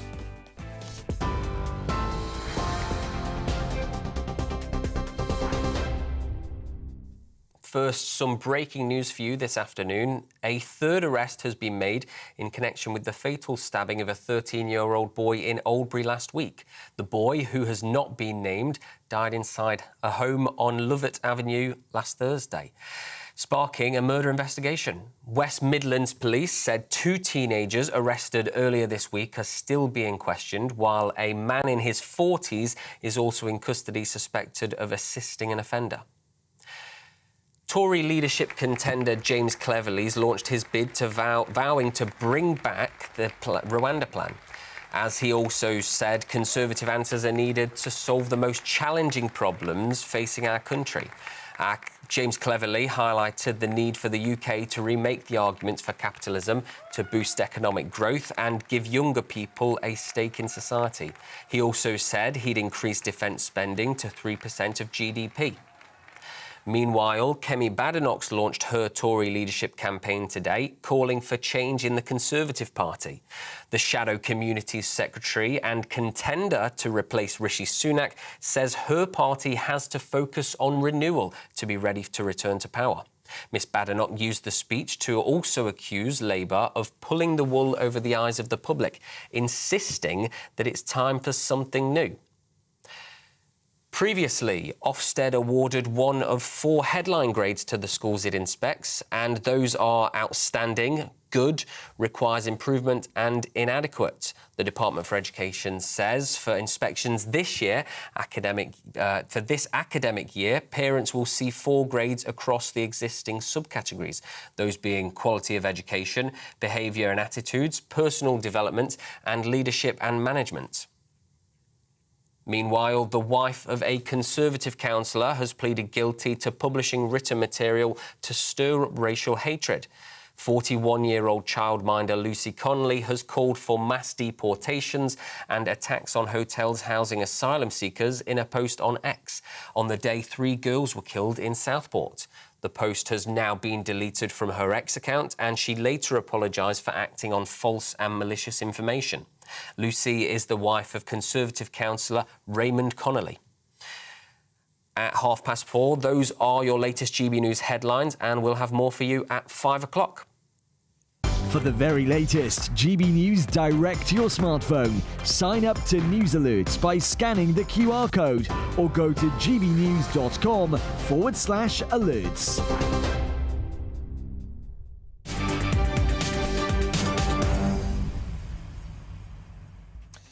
Thank you, Will. Now, if you want to get in touch with me here at GB News, you know what to do. Go to gbnews.com/your say. Got to say, loads of you getting in touch about being fined for taking your kids out of school. You don't care. You're going to save a fortune on your holidays. And I've got to say, I tend to agree. Get your opinions in. I'll read the best out before the end of the show. I'm Martin Daubney on GB News, Britain's news channel. Good afternoon. Welcome to your latest weather update from the Met Office here on GB News. Plenty going on in the skies today. Some big thunderstorms in places, but other areas just fine with some warm and humid sunshine. It's a bit of a messy weather picture. Low pressure system sitting over the UK. All weather fronts generating some hefty downpours. We've seen some thunderstorms and a few more to come through the evening time, potentially causing some disruption. Parts of the Welsh Marches up into the West Midlands, northwest England, but also northeast Scotland, all tending to ease as we go through the night, but still a few showers coming into parts of the Midlands during the early hours. Still quite warm and humid over eastern England, but generally turning cooler and fresher, particularly in parts of Scotland, well down into single figures here. And that fresher air will spread in more widely as we go through tomorrow, but still probably quite warm, quite humid first thing in the morning over the Midlands, southern England. Still a lot of cloud and still some showers here, but brighter skies further north over northern England and much of Scotland. But for Northern Ireland and western Scotland, there's another zone of rain coming in. It won't be as heavy as the thunderstorms that we've seen today, but nevertheless a dull, damp start in the northwest. A lot of clouds still over the Midlands and eastern England early on. Still a few showers here. Still got the humid air in place for tomorrow. Potential for 1 or 2 heavy ones, particularly across the far southeast, Kent into parts of Norfolk and Suffolk during the early afternoon. Possibility of the odd thunderstorm. But for much of Wales, northern England, southwest England, it's a much brighter day and a fresher feel as well, with temperatures for many in the high teens. Wednesday's a fresher feel even in the south and east, and again a mix of sunshine and showers. But for many, I think across southern Scotland, northern England, it will be a fine day. We'll see quite a few showers for Northern Ireland, Wales, and developing again over central and eastern parts of England. Bye for now. The latest GB News travel. Good afternoon, I'm John Vincent. Slow for the M8 westbound in Glasgow, just after junction 15 Townhead. Queuing traffic on the M6 southbound in Lancashire. There's a lane closed for an accident between junction 35 Carnforth and 34 for Lancaster. Long delays on the M6 in both directions in Warwickshire. It's due to an accident at junction 4A, the M42 interchange. Queues for the M5 southbound near Bristol after an earlier accident on the Avonmouth Bridge. We're also seeing stop-start traffic for the M49 in both directions before the M4 Prince of Wales Bridge and the M5. Slow for the M25 clockwise in Surrey. There's a lane closed for a lorry having a tyre change just after junction 10, the Wisley interchange. And also on the M25 clockwise, there's queues due to an earlier accident between junction 22 St Albans and 23 South Mims. You can stay up to date throughout the day by visiting our website gbnews.com.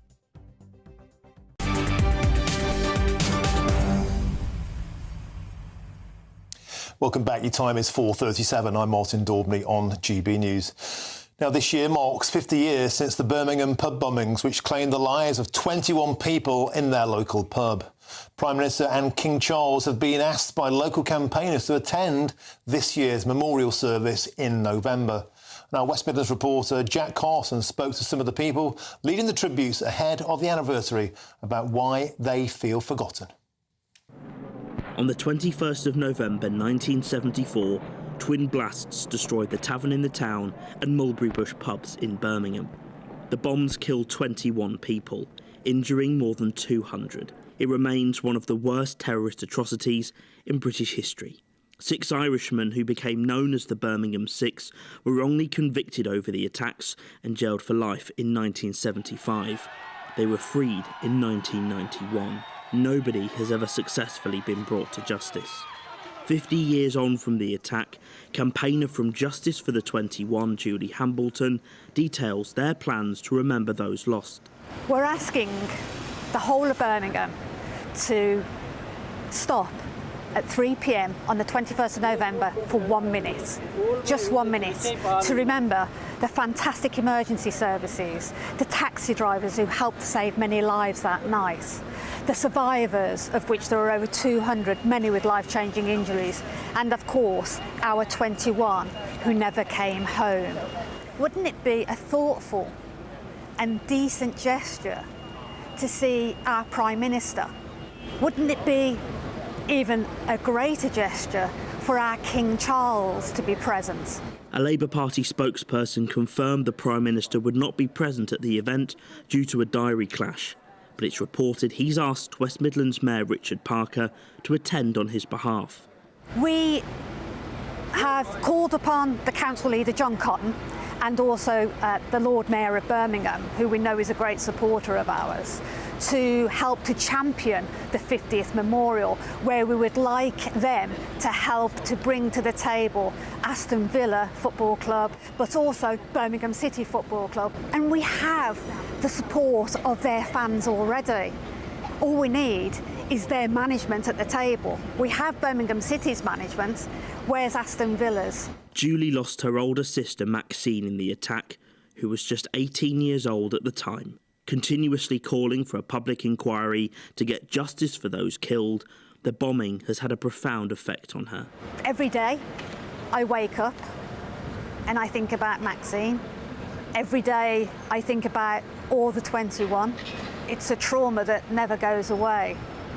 I'd have loved to have had children. There was a time when I would have given anything to have children.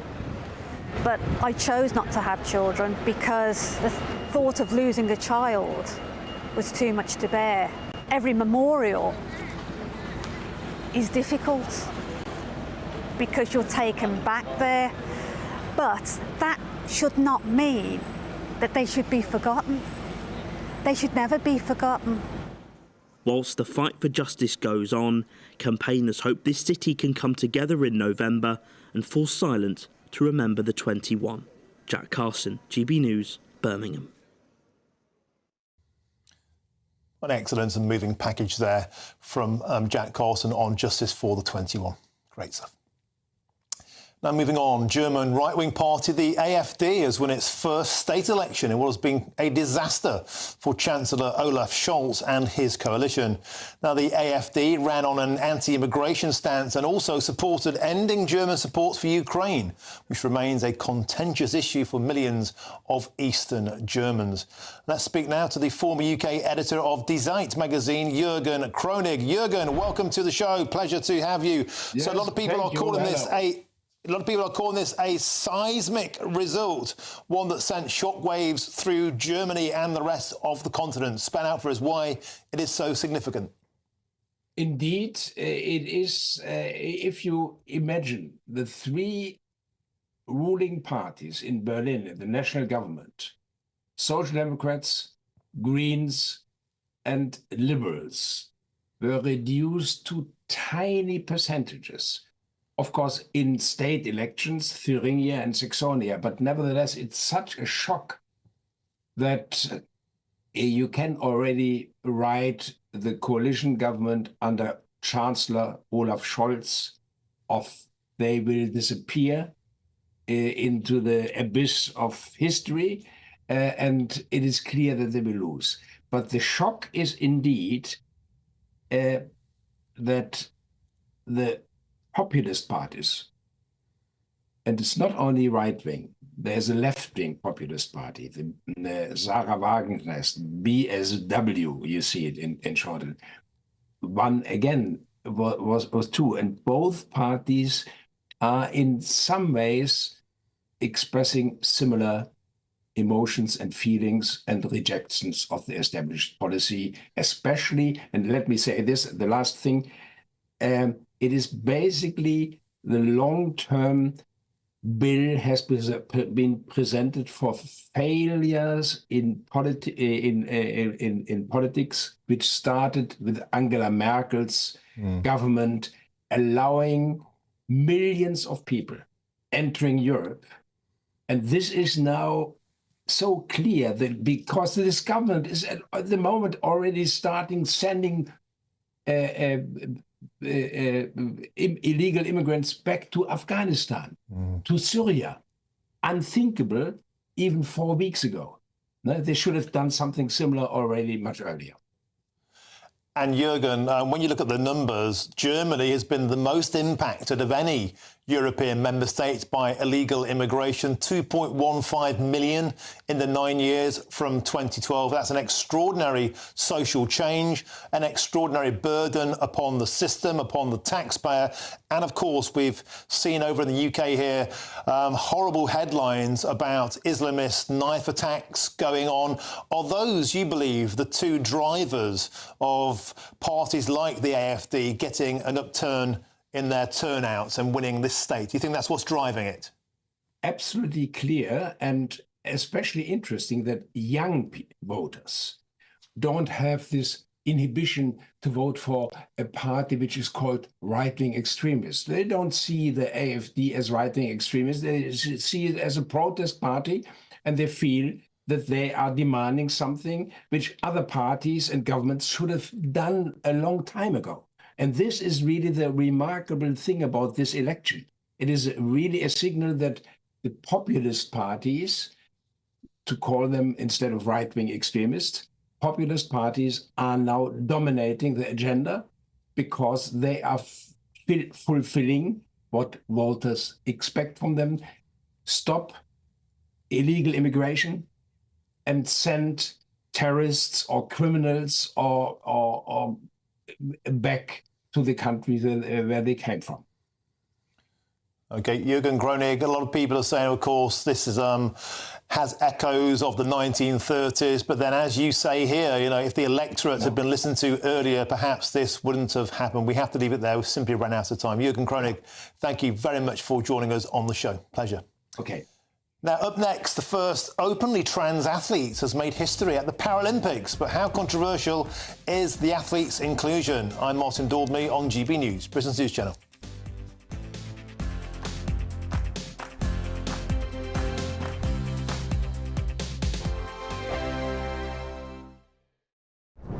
I'm Christopher Hope. And I'm Gloria Di Piero, bringing you PMQ's Live here on GB News. Whenever Parliament is in session on a Wednesday at midday, we'll bring you live coverage of Prime Minister's questions. We'll be asking our viewers and listeners to submit the questions that they would like to put to the Prime Minister, and we'll put that to our panel of top politicians in our Westminster studio. That's PMQ's Live here on GB News, Britain's news channel. Good afternoon, Britain. Weekdays from midday. Luis Elizondo says that he worked at the Pentagon and that he knows that they have recovered material that is not from this Earth. He resigned after believing his government wasn't taking the threat of UFOs seriously. So have they been covering up alien material from us? I don't think the claims that are being made in Luis Elizondo's book, Imminent, are new, but I think what we have to pay attention to is the seniority of, one, Luis Elizondo, and two, the people who recruited him, and indeed the people he worked for, which was the Department of Defence and the Pentagon. You think that he was in a position to know about this? Yeah, he would have been. He would have been speaking to the individuals who were taking part in these investigations. You're showing some of those clips just now that potential incursions by objects controlled by a non-human intelligence, potentially. We're not saying alien necessarily, but something non-human. Seems a bit far-fetched to me, Andrew. I'm a sceptic. When people say sceptical, I think as a species, we're relatively new in terms of what we do in space. But right now, we've got a robot on Mars that drives about and has a little helicopter drone that every so often comes up, flies about away 10 feet from it to collect samples and comes back. Now, a species a couple of hundred years down the line from us would have far better technology than that. So who's to say what we're encountering aren't just really advanced probes from something else that's just slightly ahead of us in the technological scale? I don't think that's too far stretch of the imagination. When you do see things like what we just saw there, which was made public, the New York Times did a big expose on all of this, and actually, you know, the world didn't end. We weren't all outside fighting each other for scraps of food and burning down the nearest Lidl, were we? We just thought, oh, that's quite cool. I think now we have to look at it and maybe take a step back, look at the people coming out now, talking about UFOs and thinking, is there something to this that we've maybe been overlooking? GB News, the People's Channel. Tune in to Friday Night Live with me, Mark Dolan. GB News royalty with your perfect start to the weekend. Lucky us. Feisty and fearless guests. Well, I'm a normal person, so ask me. Honest opinions. That raises more questions than a Gary Barlow tax return. And a few surprises along the way. Might be cold in this studio. That is Friday Night Live with me, Mark Dolan. 8 to 9, only on GB News, the People's Channel, Britain's news channel.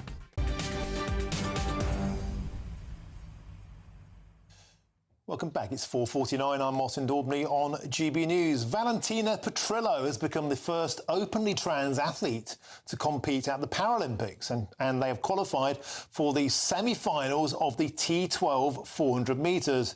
Petrillo has been approved by the International Paralympic Committee to compete at the Games, but there remains no unified position towards transgender inclusion at the Paralympics. Now let's bring in the spokesperson for Sex Matters, Fiona McInerney. Fiona, welcome to the show. So we saw a lot of controversy at the Olympics, at the boxing. A lot of people were kind of very outraged about the idea that a biological man was competing, particularly in the boxing. And now we have a sprinter, an Italian, competing at the Paralympics. Tell us your position. Well, this is a 51-year-old man. He was a pretty good runner, won multiple national titles as a Paralympic sprinter for Italy. And I can tell you he's the only 51-year-old sprinting in Paris, because his opposition will be women mostly in their 20s and 30s. He's not, in fact, the first transgender athlete. He's the first male to compete in the women's event. There have been women, female runners who identified as men or said they were non-binary, and no one has any problem with that. You know, the problem is not that someone has a transgender identity. The problem is that Petrillo has male advantage, and that is just not fair. And Petrillo should not be in the women's event. Now, Petrillo has said that this is down to envy and jealousy, and has commented that what I do is real and therefore I have nothing to fear. Is the system here the problem, Fiona? We saw at the Olympics there's no rule against this. Yeah, in world athletics, in fact, this wouldn't be allowed. You know, Sebastian Coe came out very clearly over a year ago and said no. If you're not born female, you don't belong in women's athletics. The Paralympics Association is going a different route. But I think there are two problems. I think it's a problem of the organisers, the people who make the rules. And I think we also can't excuse the individual athletes, because they know their own sex and they know that they're taking advantage of rules that are unfair on women. So I'm afraid I don't think Petrillo gets off the hook here. And what would you like to see happen? I mean, of course, sports has a terrible wrestle with inclusivity and respecting of trans athletes. But what do you just think that this athlete can simply be taking a medal off a biological woman, therefore they shouldn't be allowed to compete? I think that's exactly right. He is potentially taking a medal away from a woman. He's certainly taking a place at the Paralympic Games away from a woman, and that is, the pinnacle of achievement for that tiny number of people who get to compete at the Olympics. So if he's not good enough to run with the men, he shouldn't be there, and a woman should be there instead. And I think it's fine, we can respect people's identities, but we need to respect women here. It's a category designed for those of us who do not have the advantage of male bodies, and Petrillo doesn't belong in it. And we need to respect the women whose category this is. And Fiona, in the boxing, people were saying in the Olympics, there's a simple answer, and that's a cheek swab test, and that will prove if you're XX or XY male, therefore you won't be allowed to compete. But in this instance, Valentina Petrillo openly admits it was a father of two and competed for many years and won 11 national titles as a man. So that rule wouldn't work here. This is about this self-identification. Yeah, I mean, it's very simple here, isn't it? Everybody knows this is a man. Petrillo knows he's a man. And his identity, or his right to grow his hair and wear his makeup and everything else, does not change the fact that when it comes to sport, we organise by sex, you're male or female, and everyone should respect that. And I think it's just as important we respect the women here as that anyone respects Petrillo's identity. I'm much more concerned with the women who are losing their places here. OK, thank you very much for joining us, giving us your opinions. That's Fiona McInerney, spokesperson for Sex Matters. Thank you very much. Now, loads of you have been getting in touch throughout the show with your says, and Michael says this: I'm taking my kids out of school in 2 weeks' time. I work for a small firm. I get 30 days for holidays, and it's almost impossible to book holidays during the school holidays due to the extremely high demand. And that's why I have not had a holiday in 3 years. I don't have the advantage of 3 months off for holidays like the school teachers do, nor do I earn the sort of public sector pay that workers get. So I can't afford to pay for the pricey holidays during school time breaks. As far as I'm concerned, I'll pay the fine. I too have the right to enjoy a holiday with my family like everybody else does. Do you know what? I totally agree with you, and that might well get me in trouble. Now stick around, because coming up next, I'll be joined in the studio by Lee Anderson. He'll share his harrowing story about death threats he had over the summer, why he thinks he's been the victim of two-tiered justice. That's coming up first. Here's your weather.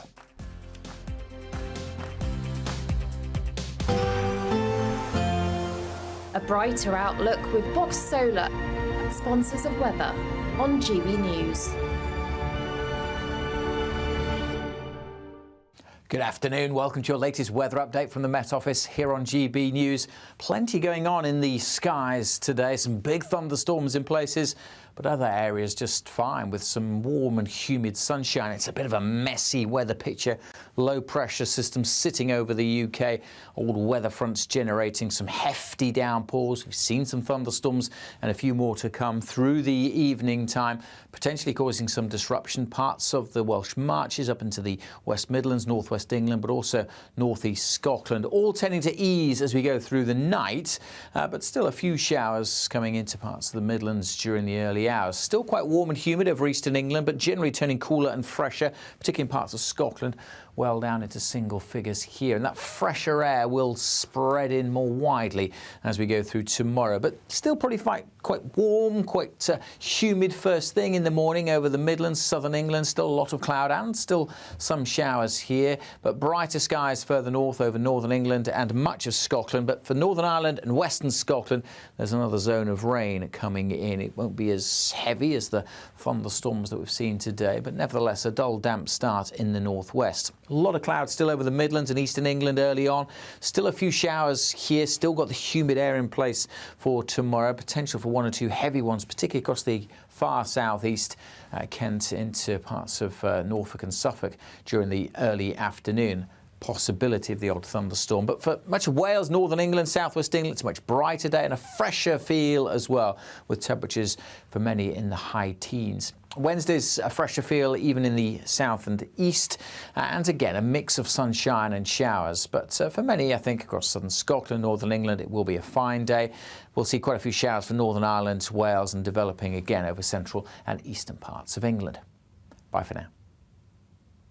That warm feeling inside from Boxed Boilers, sponsors of weather on GB News.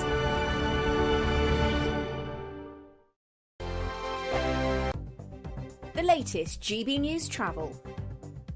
Good afternoon, I'm John Vincent. Queues on the M62 westbound in West Yorkshire. There's a lane closed for an earlier vehicle fire at junction 24 Ainley Top. Long delays on the M6 in Warwickshire in both directions due to an accident at junction 4A, the M42 interchange. Queues on the M5 southbound in Somerset is due to an accident at junction 19 for Portishead. Traffic chopped up back to junction 16 Aztec West. Queues on the M25 clockwise in Surrey due to a lorry having a tyre change just after junction 10, the Wisley interchange, and queues on the M25 clockwise in Hertfordshire. Firstly, there's a lane closed for a broken down car just after junction 25 for Enfield in the roadworks area, and due to an earlier accident between junction 22 St Albans and 23 South Mims. And that's the latest traffic and travel news. You can stay up to date throughout the day by visiting our website gbnews.com. This is your chance to... Mark Dolan tonight is your weekend dose of news, debate and entertainment. This sounds like a wild conspiracy theory. Don't miss My Big Opinion, Mark Meets, and My Take at 10. Democracy is a funny old thing. And we don't do boring, not on my watch. I just won't have it. Let's go and get another glass of that bubbly. You've earned it. That's Mark Dolan tonight, Saturday and Sunday, 9 to 11, only on GB News, the People's Channel, Britain's news channel. Are the newspapers getting you down? My wife didn't divorce me that month. Struggling to separate the wheat from the chaff? I know that it's a bit of a circus at the best of times. Well, don't worry. Headliners has got you covered. We'll take the burden of reading the day's news, and if we get depressed, who cares? It's an occupational hazard, frankly. That's Headliners on GB News from 11 p.m. till midnight, and the following morning, 5 till 6 a.m. on GB News, the comedy channel. Nah, just kidding. Britain's news channel.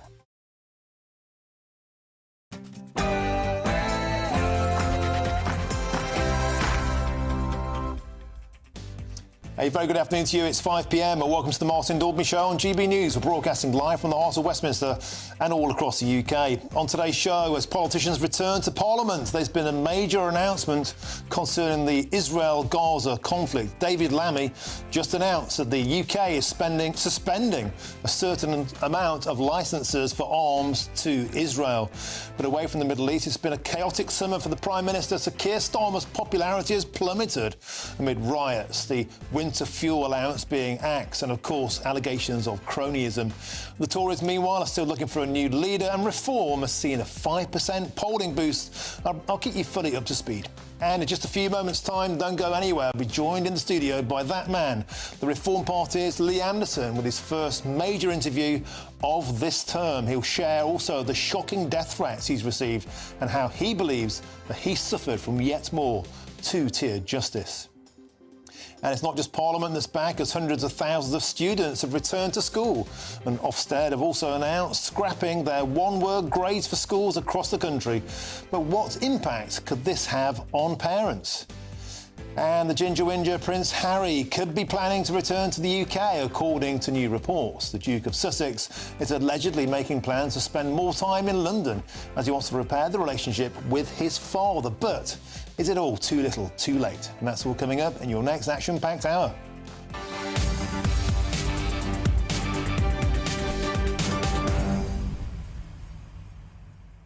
Always a pleasure.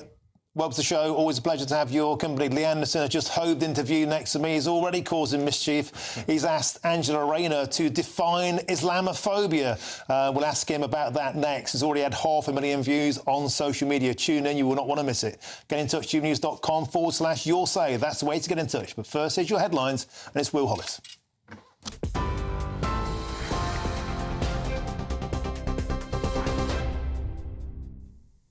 It is 5 o'clock, and as we head into the evening, your top story. The government has announced it is to suspend the sale of some weapons to Israel.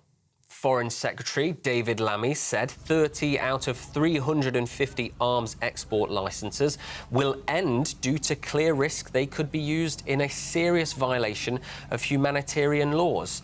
Israel continues to face international criticism for the growing death toll in its war against Hamas in Gaza. Next, leadership contender James Cleverly's launched his Tory bid this afternoon, vowing to bring back the Rwanda plan. As he also said, Conservative answers are needed to solve the most challenging problems facing the country.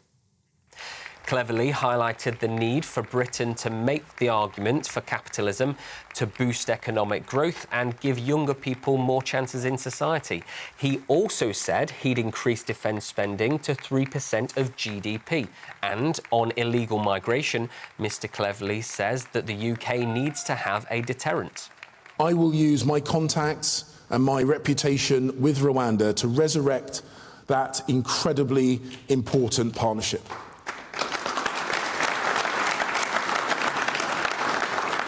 And more than that, I will rebuild a relationship so badly damaged by Labour's arrogant and callous disregard to the diplomatic niceties that bind the world. To inform the media that they were scrapping this partnership before they had the courage to inform the Rwandan government is unacceptable. Meanwhile, Kemi Badenoch launched her Tory leadership campaign today, calling for change in the Conservative Party. The Shadow Communities Secretary and contender to replace Rishi Sunak says her party has to focus on renewal to be ready to return to power. Miss Badenoch used the speech to also accuse Labour of pulling the wool over the eyes of the public, insisting that it's time for something new. Just sit around pointing out how terrible Labour are. That's just not good enough. And we can't just keep having the same policy arguments from the last Parliament. We are not in power, we lost. Labour will fail. And when that time comes and the British people are looking for change, we have to be that change. We have to focus on renewal. The renewal of our party, our politics and our thinking. And it starts with principles. Principles are the fundamentals that give us direction, unity, and certainty. They must underpin everything we do. And some breaking news in the last hour or so. A third arrest has been made in connection with the fatal stabbing of a 13-year-old boy in Oldbury. The boy, who has not been named, died inside his home on Lovett Avenue on Thursday afternoon, sparking a murder investigation. West Midlands Police said 2 teenagers arrested earlier this week are still being questioned, while a man in his 40s is also in custody, suspected of assisting an offender. The wife of a Conservative councillor has pleaded guilty to publishing written material to stir up racial hatred. 41-year-old childminder Lucy Connolly called for mass deportations and attacks on hotels housing asylum seekers in a post on X on the day 3 girls were killed in Southport. The post, which has now been deleted from her X account, she later apologised for acting on false and malicious information. Lucy is the wife of Conservative councillor Raymond Connolly. The government has promised to look into dynamic ticket pricing after the cost of tickets for the Oasis reunion tour more than doubled while on sale. Culture Secretary Lisa Nandy described the selling of inflated Oasis tickets as depressing. On the Saturday, fans of the world-famous band sat in virtual queues for hours hoping to get their hands on tickets to one of the shows next year. However, when they finally got through, many were met with ticket prices far higher than face value. Some expressed their anger on social media, claiming that tickets worth £148 were now going for £355 on Ticketmaster within hours of release. Those are your headlines for 5 o'clock. We're back in half an hour. For the very latest GB News direct to your smartphone, sign up to News Alerts by scanning the QR code or go to gbnews.com/alerts.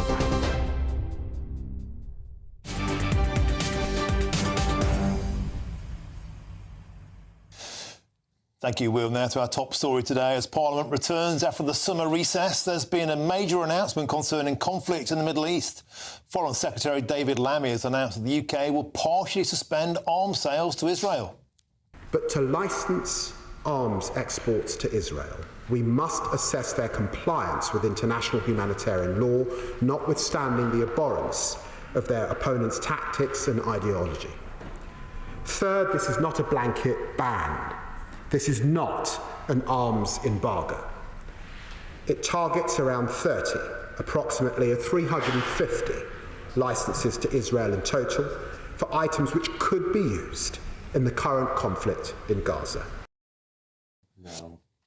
Well, away from Israel, it's been a turbulent summer for Sir Keir Starmer following the Southport stabbings and the subsequent riots across England.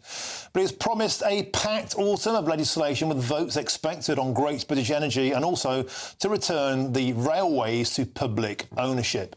And I'm joined now in the studio by the Reform MP for Ashfield, Lee Anderson, on what he's made of the return of what Labour has planned. Lee, so you're back to school today. You're in there, and already you've been causing a bit of mischief in Chamber. Tell us about exchange. Not really mischief, Martin. Just a basic question. I mean, Angela Rayner was banging on about Islamophobia, and now the Labour Party are going hell for leather to root out Islamophobia. They're going to legislate, against Islamophobia. So I decided to ask a really difficult question, Martin, which was I asked her to define what Islamophobia actually meant, and she couldn't tell me. The lunatics have taken over the asylum. It's been posted on social media now. You put it out there. It's out at over 500,000 clips. I think it's a fair question to ask what something is, to define something, if that could mean people getting lengthy criminal records, because that seems to be the direction of travel. You think that this argument about free speech over the summer has taken a dramatic downturn?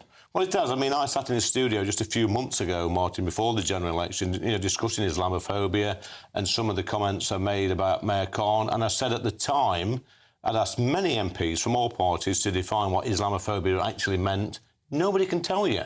Yet they're going to legislate against something that they don't know what it is. It's absolute madness. And in terms of, you've been talking a lot over the summer about the riots and two-tiered policing, two-tiered justice. And Lee, you can share with us today, you've had some harrowing abuse yourself, and some of that has culminated in some legal action. Yeah, well, I mean, I've had 2 cases go to court recently, not been able to speak about them openly, obviously because there was live cases. But I had one particular case last year where I was getting death threats every half an hour on the telephone from some lunatic.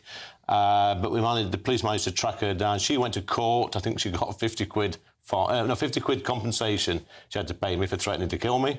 And then I had the most recent ones, another lunatic from Leeds, actually, was sending horrible emails to my office, and one of them said that he wanted to, he would have come and burn my house down. And all he got was a 2-year restraining order, not gone to prison or anything like that. And then you look online, you see on the news, you see on GBNews, these other people committing crimes, on the riots, labelled as far right. I don't think they are, I just think the angry people that's committed horrible crimes. And, if they're going to be tough on these people for threatening to do stuff or writing stuff on Twitter or Facebook, and so be it. But if you're going to have a fair justice system, Martin, you've got to be fair across the board. And I just think that the way the justice system has treated me as a Reform UK MP is a little bit different to how they treat other people. Do you think that's a fair thing to say? For example, Nigel Farage, when he was attacked recently, it was a suspended sentence there, 6 weeks in prison, suspended for 12 months. But when Ed Miliband received another lambastable, grotesque verbal threat, I'm going to slit your throat, that individual was jailed for 3 years. Now, we hear a lot about two-tier justice, two-tier policing. Do you think, from what you've experienced, there could be something to that? Well, there is, definitely. I mean, it's horrible what was said to Ed Miliband. Make no bones about that at all. But this is not uncommon. These sort of threats you get on social media, through emails. I think what the British public want to see and what we want to see in Parliament is fairness in the justice system. And it just seems at the moment that Sir Keir Starmer is controlling what happens in the judiciary, and he shouldn't. He's elected same as me. We should let the justice system get on with it without fear or favour from parliamentarians. Yes, we make the laws, we decide that. But at the end of the day, we make the laws. It's up to the justice system to make sure that they're done fairly. And there was a robust and a very quick response to those riots. To be fair, it did end the riots pretty sharpish. So whether you agree with the methods or not, it did stop the riots. Martin, you stood on Parliament Square a few months back when they were shining from the rivers to the sea on the Elizabeth Tower. You actually highlighted this to the police on duty on that night, and they did absolutely nothing. Nothing. That is two-tier policing.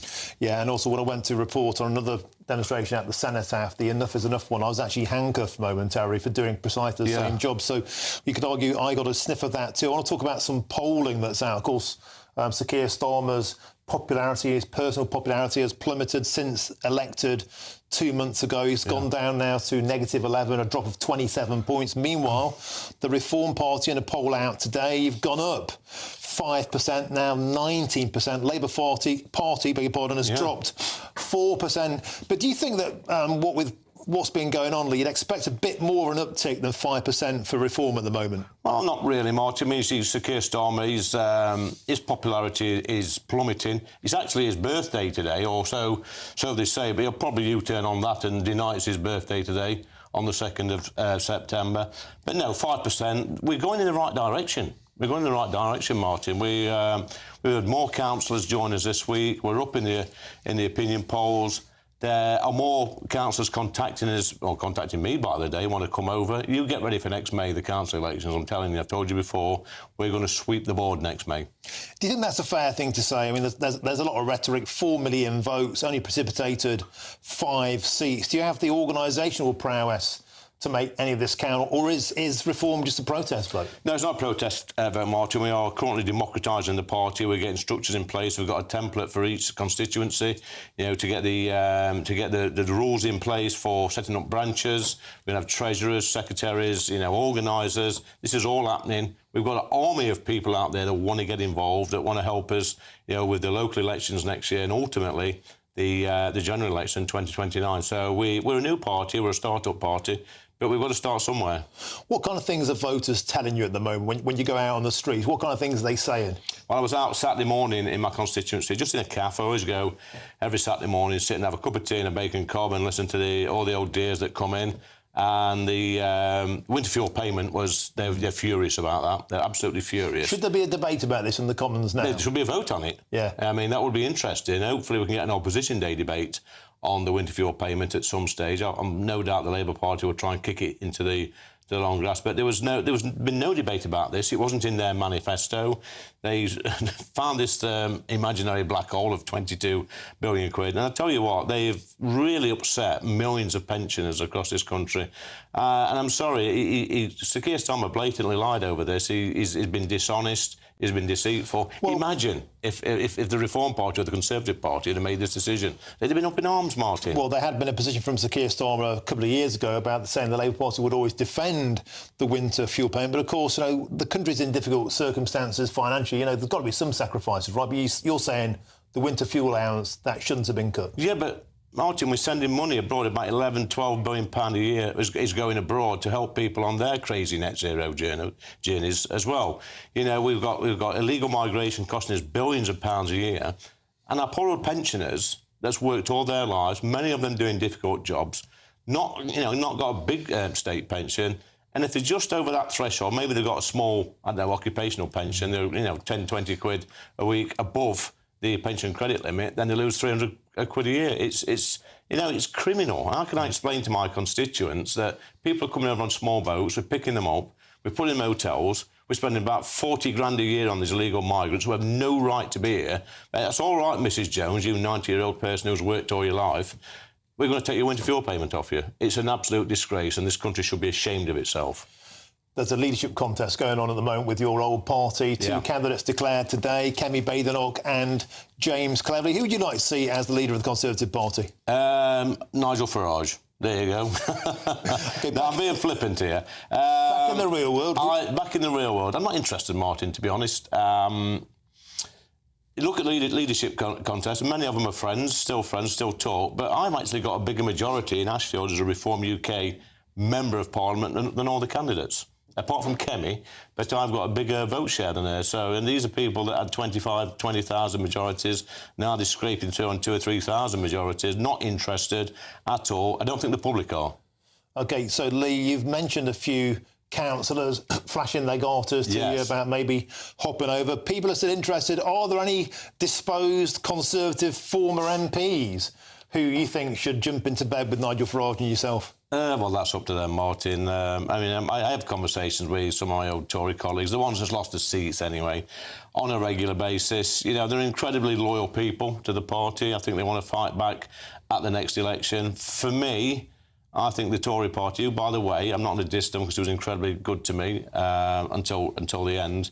I just think they're toast. And I think whichever leader they get at the moment, they're still not in touch with the British public. And Parliament's not. I mean, I've been sat in the chamber today and some of the nonsense you're coming out, Martin, that place does not represent the country at all. How can we still be in that position? Like we've been saying, votes have been saying for many, many years, certainly since the Brexit referendum, that Parliament needs to be more representative of the working classes. Because it's a stitch-up, Martin. Saying that's still not happening. It's a stitch-up. It's a monopoly. It's a monopoly between two main parties, and either the Labour Party or the Conservative Party are always going to be in power. So they've got that monopoly.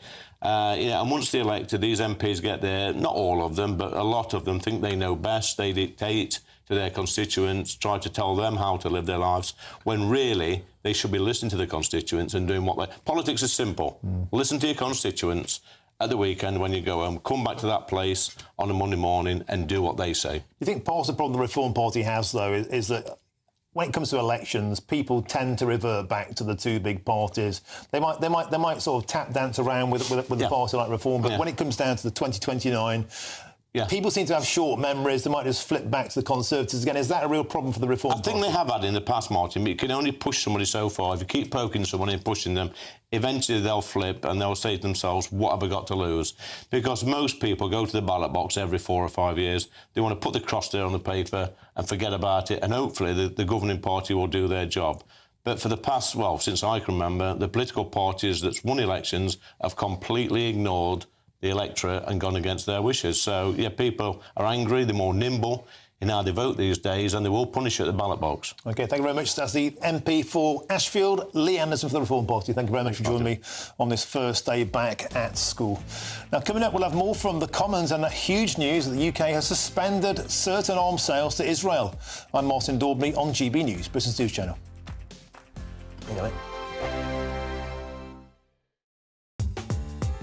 I'm Christopher Hope. From pop stars to politicians, I'll interview anybody in a pub who's got a political opinion. Join me every Friday on Spotify, Apple Podcasts, YouTube or gbnews.com, or wherever you get your podcasts. This is GB News, the People's Channel. Good afternoon, Britain. Weekdays from midday. Protest flags are banned at the Proms, the last night of the Proms, as audience members are told that they will be confiscated. Yes, so the Proms website says flags from prescribed groups and flags related to protest, hatred or advertising will not be allowed in the auditorium. Well, we're joined by royal broadcaster and historian Rafe Hiddle-Mancu and the broadcaster and social commentator Iman Aiton. Rafe, should it only be the Union flag and other flags of our nations that are allowed to be waved at the last night of the Proms? Well, I certainly think we shouldn't be having any protest flags. You know, it's important to have somewhere in our public life that isn't overtly political. Every other public space seems to have been taken over by politics.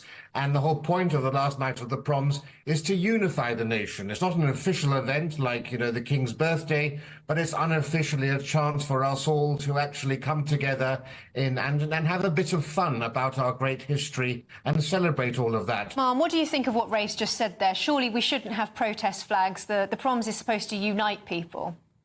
It is always about unity, but in order to achieve unity, we do have to include all of the different opinions and thoughts. And so when we think of protests, like protest flags, I don't even know what that is. It's just people advocating for what they believe in. Well, I think it's really important to just focus on the first and foremost point, which is that we're talking about classical music here. Right?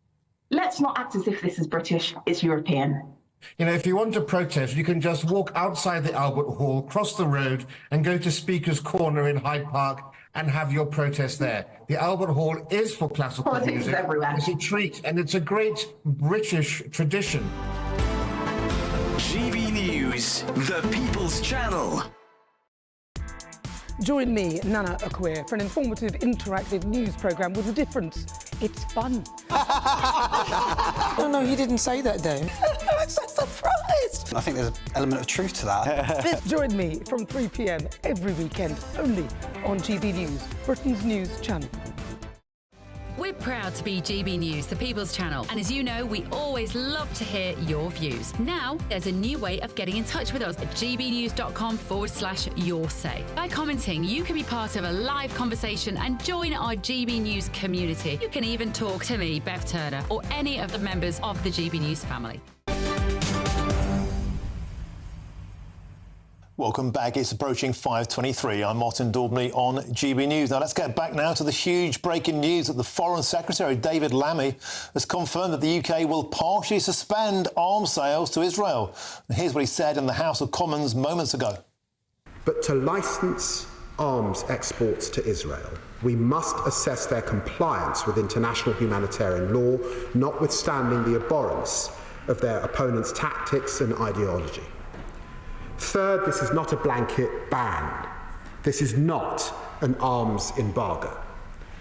It targets around 30, approximately 350 licences to Israel in total for items which could be used in the current conflict in Gaza.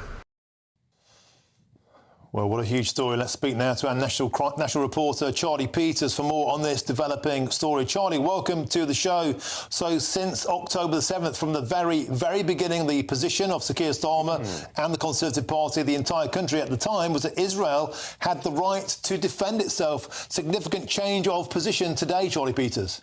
Well, Martin, David Lammy, the Foreign Secretary, is saying that this decision does not affect Israel's security. He said that he has suspended some 30 licences in the direction towards Israel of some 350 licences that the UK currently has with Israel. He said that it was responsibility of the government to assess if there was a clear risk if the items might be used to commit or facilitate serious violations of international humanitarian law. So of those 30 licences, what do they include? Well, the suspension will cover components for military aircraft, including fighter aircraft, helicopters, and also drones. Drones, obviously, operating extensively across Gaza. That seems to be the key cause of David Lammy's concern. But it won't include fighter parts for the F-35 fighter jet. That's the key Israeli jet that's being used extensively by the Israeli Air Force over Gaza.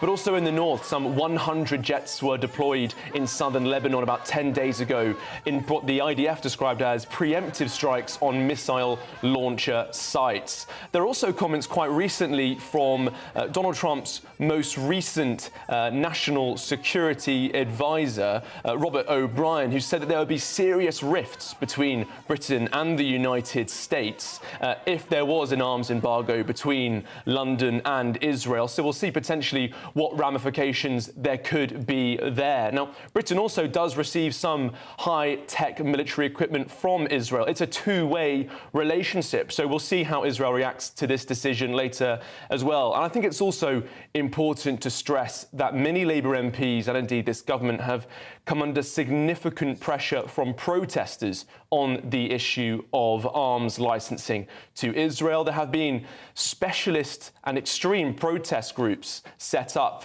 who have really campaigned quite hard on this issue. We've had some Israel-linked arms factories and establishments and institutions attacked and disrupted by protesters and actionists across Britain for much of the last 10 months, many of them also supplying the British armed forces. So we could hear potentially some criticism of this Labour government's decision. Are they potentially giving in to some protester demands? Now, we'll also look to potentially hear about the legal advice that's been given towards this decision. A review was started under the previous government. David Lamy's continued that, looking into the links between arms exports with Israel and the current international humanitarian law situation.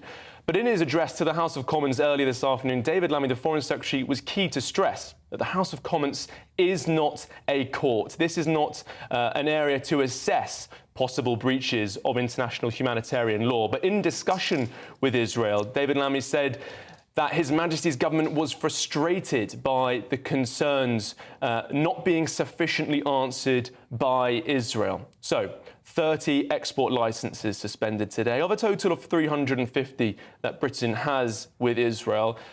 He said it's going to be focusing, David Lammy, on the components it has for operating in Gaza, but crucially, it won't include the F-35 fighter jet programme, which is key for Israel's defence, but also for Britain's relationship with the United States.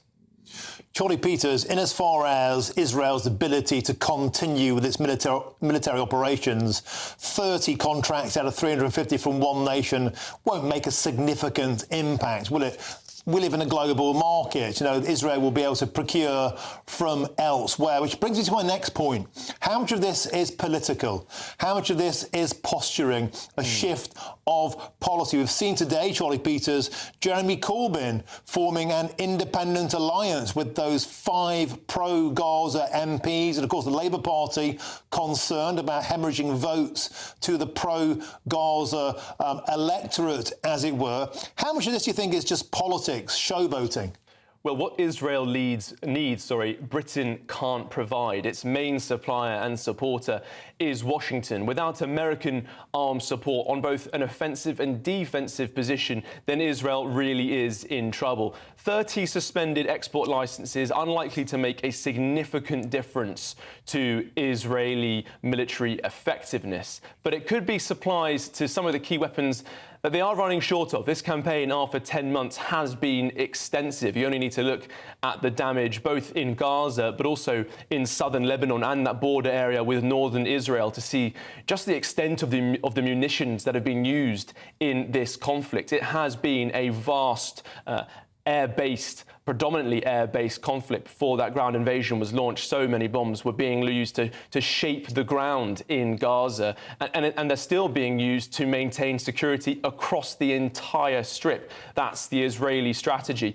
So if it's not going to have a significant military effect, this is, you could potentially say, as you've alluded to, Martin, this is political posturing, but also potentially it's legal posturing. Now, the government won't release its legal advice behind this decision, but clearly frustrated by what they're terming as Israel's failure to give sufficient information to justify some of the decisions made in recent months. And Charlie Peters, has there been any backlash to this announcement yet? Because even though operationally it might not be a significant withdrawal, in terms of the sentiment behind it, it's a totemic moment. It seems to be, in effect, going back on Britain's original position of giving Israel the right to defend itself. Well, you can defend yourself, but not with these 30 suppliers. It's a very, very different position they're taking today, Charlie Peters. Yes, it is a significant shift. It's a significant moment in the relationship between Britain and Israel. But as I say, Britain potentially not the most significant ally that Israel has in the region. It did support the country in April when that flotilla of drones and missiles was fired over from Iran and was welcomed significantly by Prime Minister Benjamin Netanyahu. But the most significant support will continue to come from Washington. So as I said, Martin, possibly more political and legal posturing than indeed militaristic.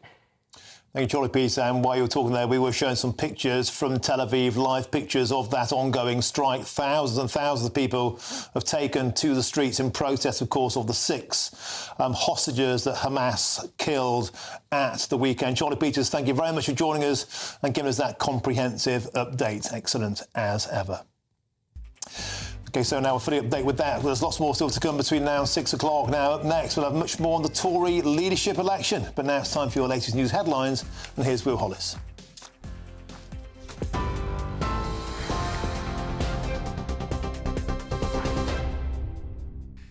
Hello, it's 5:30, and here are your latest stories in the GB News newsroom.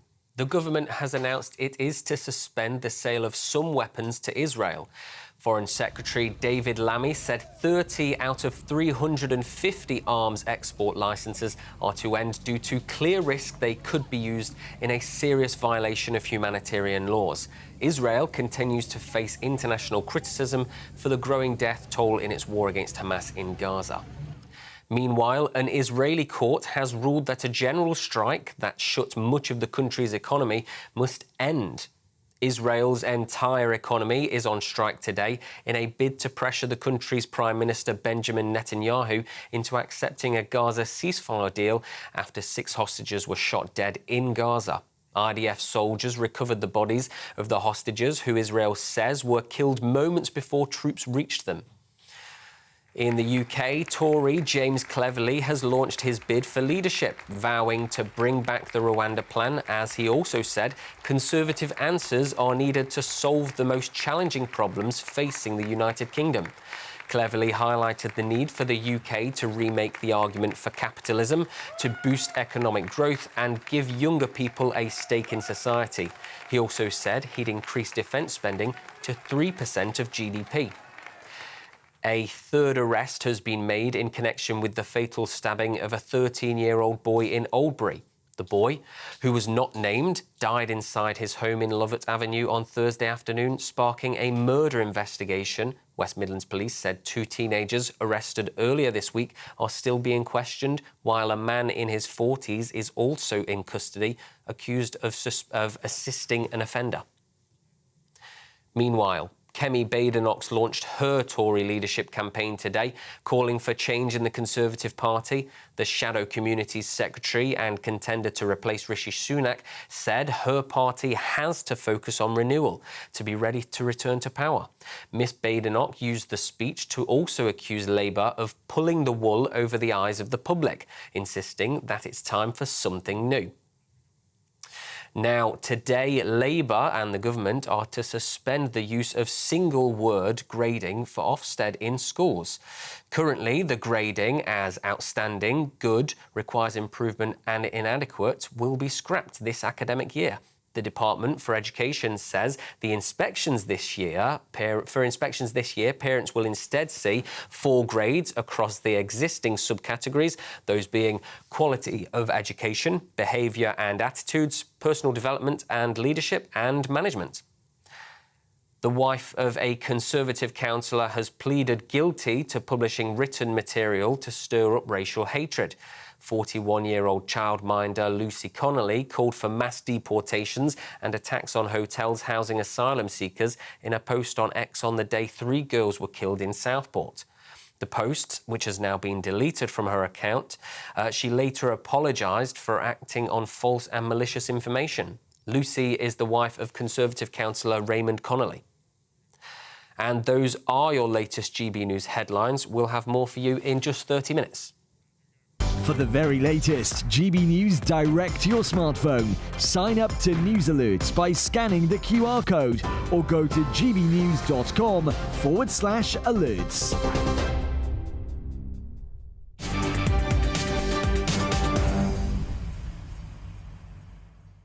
Now, the Home Secretary Yvette Cooper is about to address the Commons on the government's response to the riots seen across the country this summer. Let's head straight now to Westminster and go live. Our hearts still ache for the 3 precious little girls who lost their lives, for their loved ones, and for the other children who were injured or endured unspeakable horror that day. The House will know that a suspect has been charged and the investigation into the attack is ongoing. Those grieving families, the Southport community and the country will need answers, but for that reason the legal process must now take its course. That day in the House, all of us came together in sorrow and in solidarity with the families and with the people of Southport. And I spoke of the bravery, the compassion and the distress of the police, the paramedics and the firefighters that I had met that morning who were first on the scene. So it is truly appalling that within hours of that statement, those same Southport police were facing the most disgraceful, violent attacks from criminals and thugs. Police officers pelted with bricks and bottles.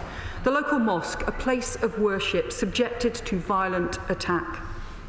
And while millions of decent people across the country were praying for bereaved families, a criminal minority of thugs and extremists saw only an opportunity to hijack a town's grief. The Merseyside Chief Constable, Serena Kennedy, spoke at the funeral of Alice de Silva Aguiar, and she said she hoped that anyone taking part in the violent disorder was hanging their head in shame at the pain that they had caused the bereaved family. In the days that followed, we saw further disgraceful violent disorder in a number of towns and cities, repeated attacks on the very police officers whose job it is to keep communities safe. Over 100 officers injured. In Sunderland, a citizens' advice branch set alight. In Liverpool, a library and vital community hub was torched. In Hull, shops were looted and a mosque was targeted. In Rotherham, a hotel used as asylum accommodation was set alight when people were inside. In Bolton, clashes between rival groups involved fireworks and bottles thrown. And we saw people targeted on the streets because of the colour of their skin. This disgraceful disorder and racist hatred, including that whipped up by a hateful minority online, was an insult to those grieving over Southport. So let us be very clear, those violent and criminal attacks were not protests, they were not about grievance, they were thuggery, racism and crime. Plenty of people across the country have strong views about crime, about policing, about immigration, asylum, the NHS and more, but they don't pick up bricks and throw them at the police. They don't loot shops or attack places of worship, and they don't set buildings alight knowing that other human beings are inside. There's lots to debate on all kinds of policy issues, but no one should make excuses for violence or thuggery that risks public safety. This was brazen criminality perpetrated in many cases by those with existing criminal convictions. The Prime Minister and I made clear that criminals would pay the price for their violence, and we meant it. The Prime Minister announced a new National Violent Disorder Programme to bring together the best policing capabilities and enhance intelligence sharing across forces. And ministers worked daily with the police and criminal justice partners to ensure that there was a strong and determined response. The National Police Coordination Centre operated a national mobilisation plan to ensure strategic reserves of public order officers were ready to be deployed in support of different police forces. Over 40,000 officer shifts were worked by public order officers over 10 days, with over 6,600 public order officers deployed on one day alone. Rest days were cancelled, additional hours were worked. The Crown Prosecution Service deployed over 100 additional prosecutors, boosting their 24-hour charging service with additional advice from the Director of Public Prosecutions so they could move swiftly to charge. The Ministry of Justice accelerated the work on new cells to bring 500 more prison places on stream earlier, and the Lord Chancellor made clear that the courts stood ready to hear all the cases coming through. And the Home Office established new rapid procedure for security support for mosques to ensure that communities felt supported and felt safe. In total, around 1,280 people have been arrested, around 800 charges have been made, and over 570 individuals have been brought before the courts for offences like violent disorder, assaults on emergency workers, arson, and for encouraging violent attacks online. This robust and swift response from government and the criminal justice system has provided a strong deterrent and showed our steadfast determination to keep people safe. And most importantly, order was restored. But I want now to just update the House on some of the next steps we will take. First, we will take forward positive policing reform to build on the important work done by the National Police Coordination Centre this summer. I want particularly to thank the Chair of the National Police Chiefs Council and Public Order Lead for the mobilisation work that they did. But the reality is that the coordination infrastructure and systems that they had to work with were too weak. And I'm therefore asking His Majesty's Inspectorate of Constabulary and Fire and Rescue Services to work quickly with the NPCC, the College of Policing and National Lead for Public Order to review the lessons from this summer's events so we can ensure strong coordination intelligence systems are in place and that there is sufficient public order policing for the future.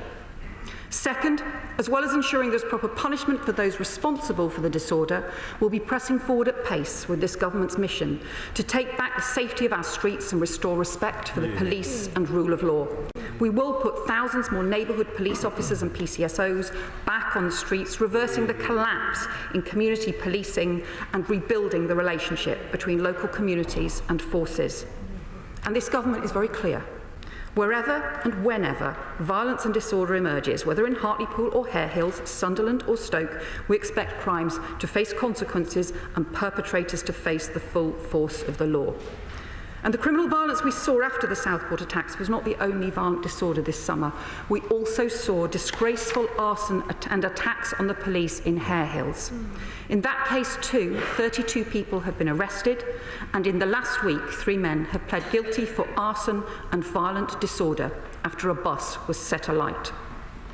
But third, I've been concerned for a long time not enough is being done to counter extremism, including both Islamist extremism and far-right extremism, as there's been no proper strategy in place since 2015.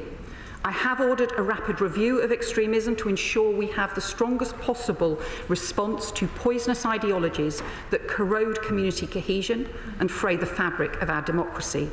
And alongside that, the Deputy Prime Minister is overseeing cross-government work to consider how we support our communities and address issues of cohesion in the longer term. Fourth, the Secretary of State for Science, Innovation and Technology will strengthen the requirements for social media companies to take responsibility for the poison proliferated on their platforms with the rollout of the measures in the Online Safety Act, and we will continue to be clear that criminal content online results in criminal sanctions offline. And fifth, we stand ready to support the police through the Special Grant for Policing, and the Home Office will work with police and crime commissioners to ensure that the Riot Compensation Act works effectively in the areas that are affected. Madam Deputy Speaker, the country recoiled in horror at the scenes of violence and disorder in some cities and towns earlier in this summer. But let there be no doubt, the minority of criminal and thugs who sought to cause havoc do not represent Britain. Instead, across the country, we saw decent people coming together to support each other, to clean up the damage, to rebuild communities. The bricklayers who repaired the wall of the Southport Mosque, the residents who donated funds and books to restock the Spellow Library, the volunteers in Sunderland who found a new site to offer community advice, and there are so many more examples. And those small, unassuming acts of selflessness should serve as a message to the criminals and extremists that they do not speak for Britain and they never will. I commend this statement to the House. Shadow Home Secretary James Cleverly. Thank you, Madam Deputy Speaker, and I thank the Secretary of State for an advanced copy of her statements. And I wish once again to pay my respects to the victims of the Southport attacks. The murder of 3 young girls in Southport was horrific, and our thoughts are with them, their families, their friends, and of course the local community. My thoughts are also with the families and friends of those who were killed at the Notting Hill Carnival. The government and Mayor of London must do more to end the criminality and violence which too regularly mars this event, and they must bring forward credible plans to improve the safety of this well ahead of next year's carnivals.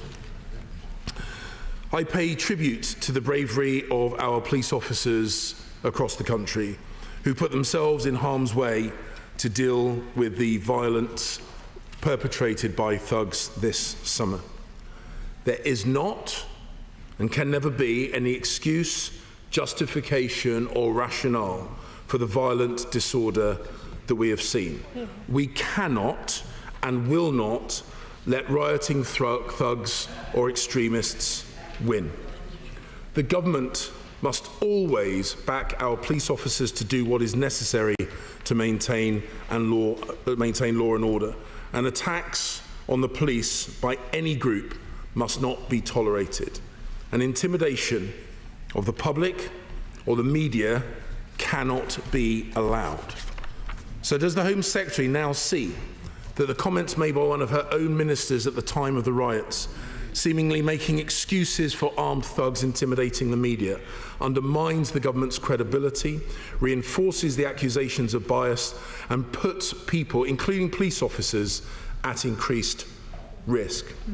And does she now also recognise that the Labour leadership kneeling in the immediate aftermath of the Black Lives Matter disorder, when violent protesters attacked police officers, looks like her party takes some forms of violence less seriously than other forms of violence.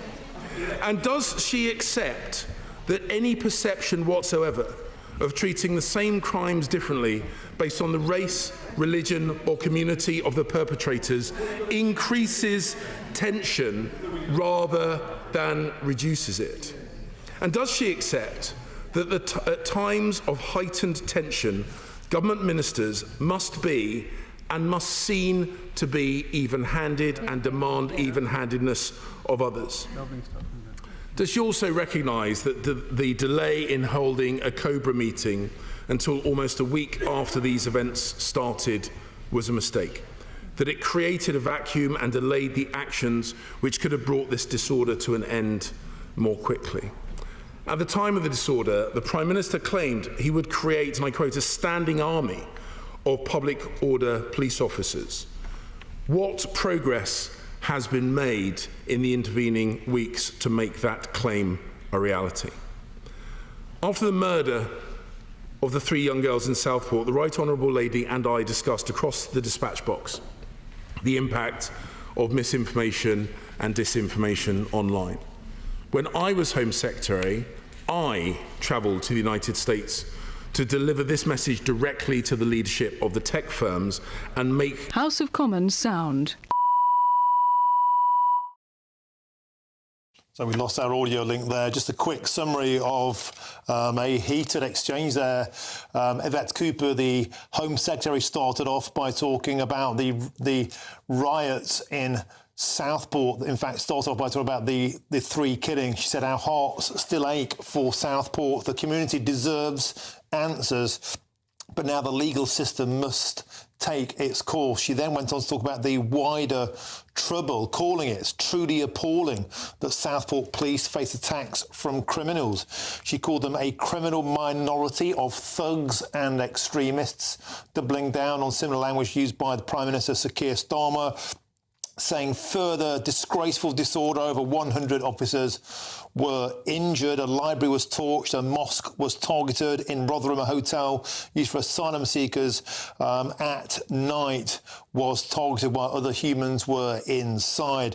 She then talked about racist hatred whipped up by a minority online and went on to say that these protests, they were not protests, they were riots, and they were involving racism and more. There's lots to debate, but nobody should excuse such brazen thuggery.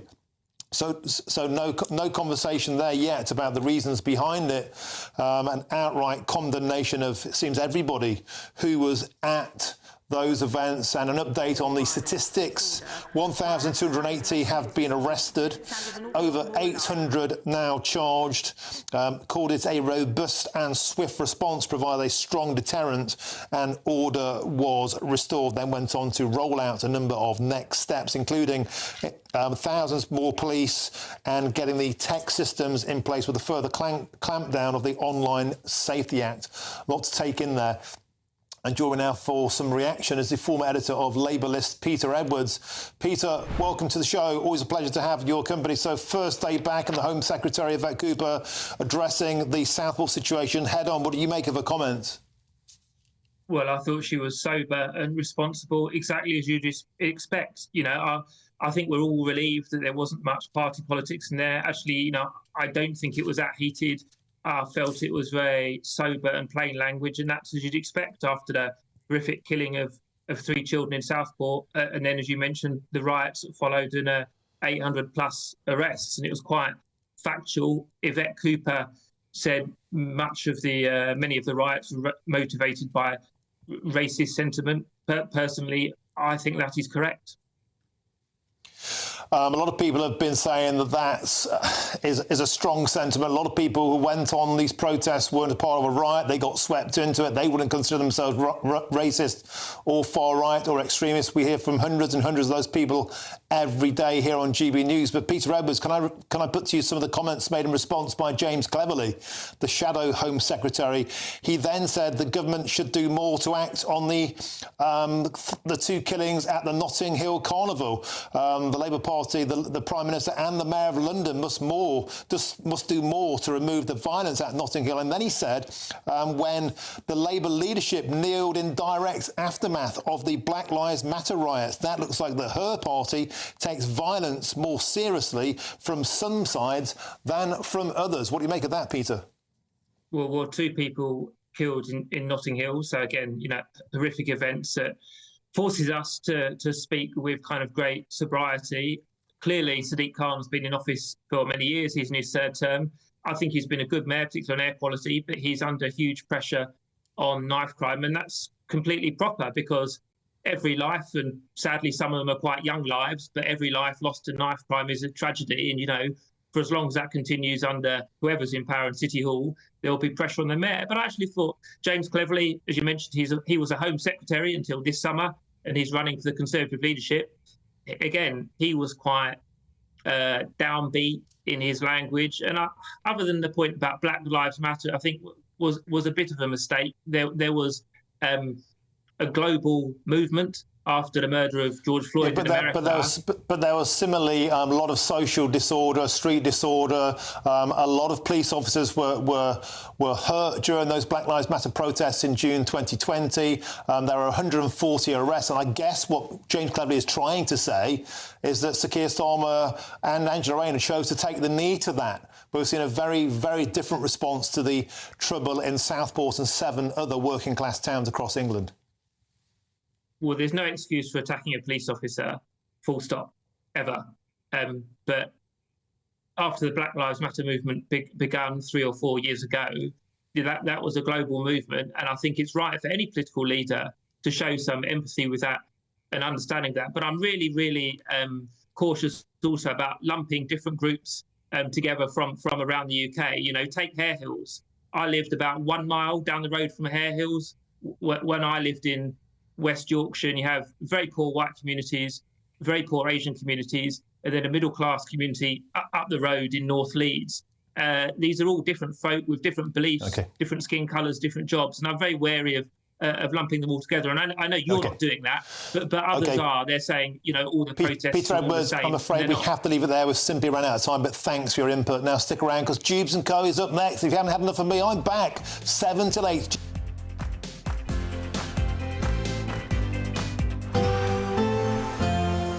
A brighter outlook with Box Solar, sponsors of weather on GB News.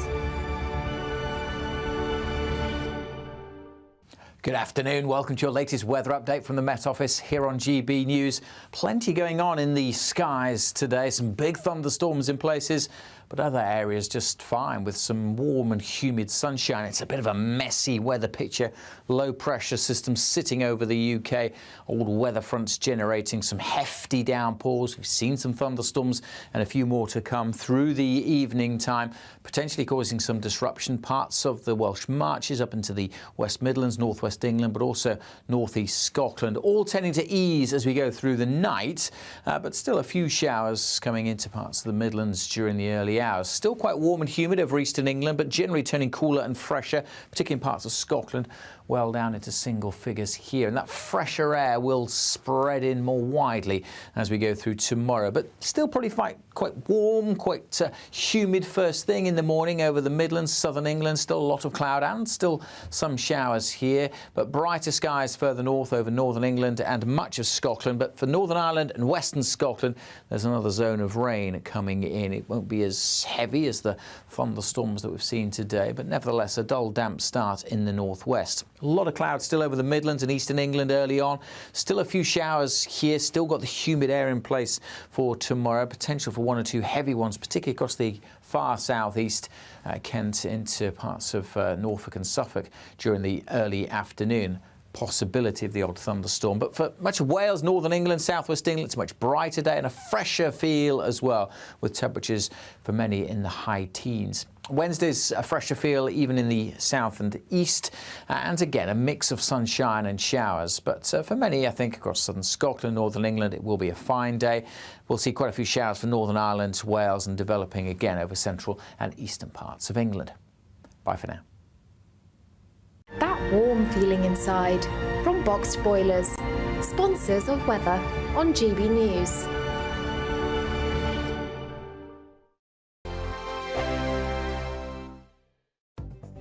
The latest GB News travel. Good evening, I'm Johnny Ratner. Long delays of well over 3/4 of an hour heading east away from Manchester on the M62 tonight, where the two outside lanes on that 4-lane stretch are blocked off between Hayward and the Rochdale exit. 19 to 20, and the scene of a crash queuing back to the M66 as a result. In Cambridgeshire, northeast of Cambridge, an ongoing police investigation closes the A14 eastbound from Stoke-on-Key to 9 Mile Hill at the A11. On the Hertfordshire stretch of the M25, a lorry's broken down, blocking off the inside lane clockwise just after Potters Bar in the roadworks, not being helped by an accident further back just before the St Albans exit, blocking off the inside lane. And the M5 in Somerset blocked northbound at junction 23 near Bridgewater. A lorry's broken down, leaving lengthy queues on the approach. That's the latest. You can stay up to date throughout the day by visiting our website, gbnews.com. How would you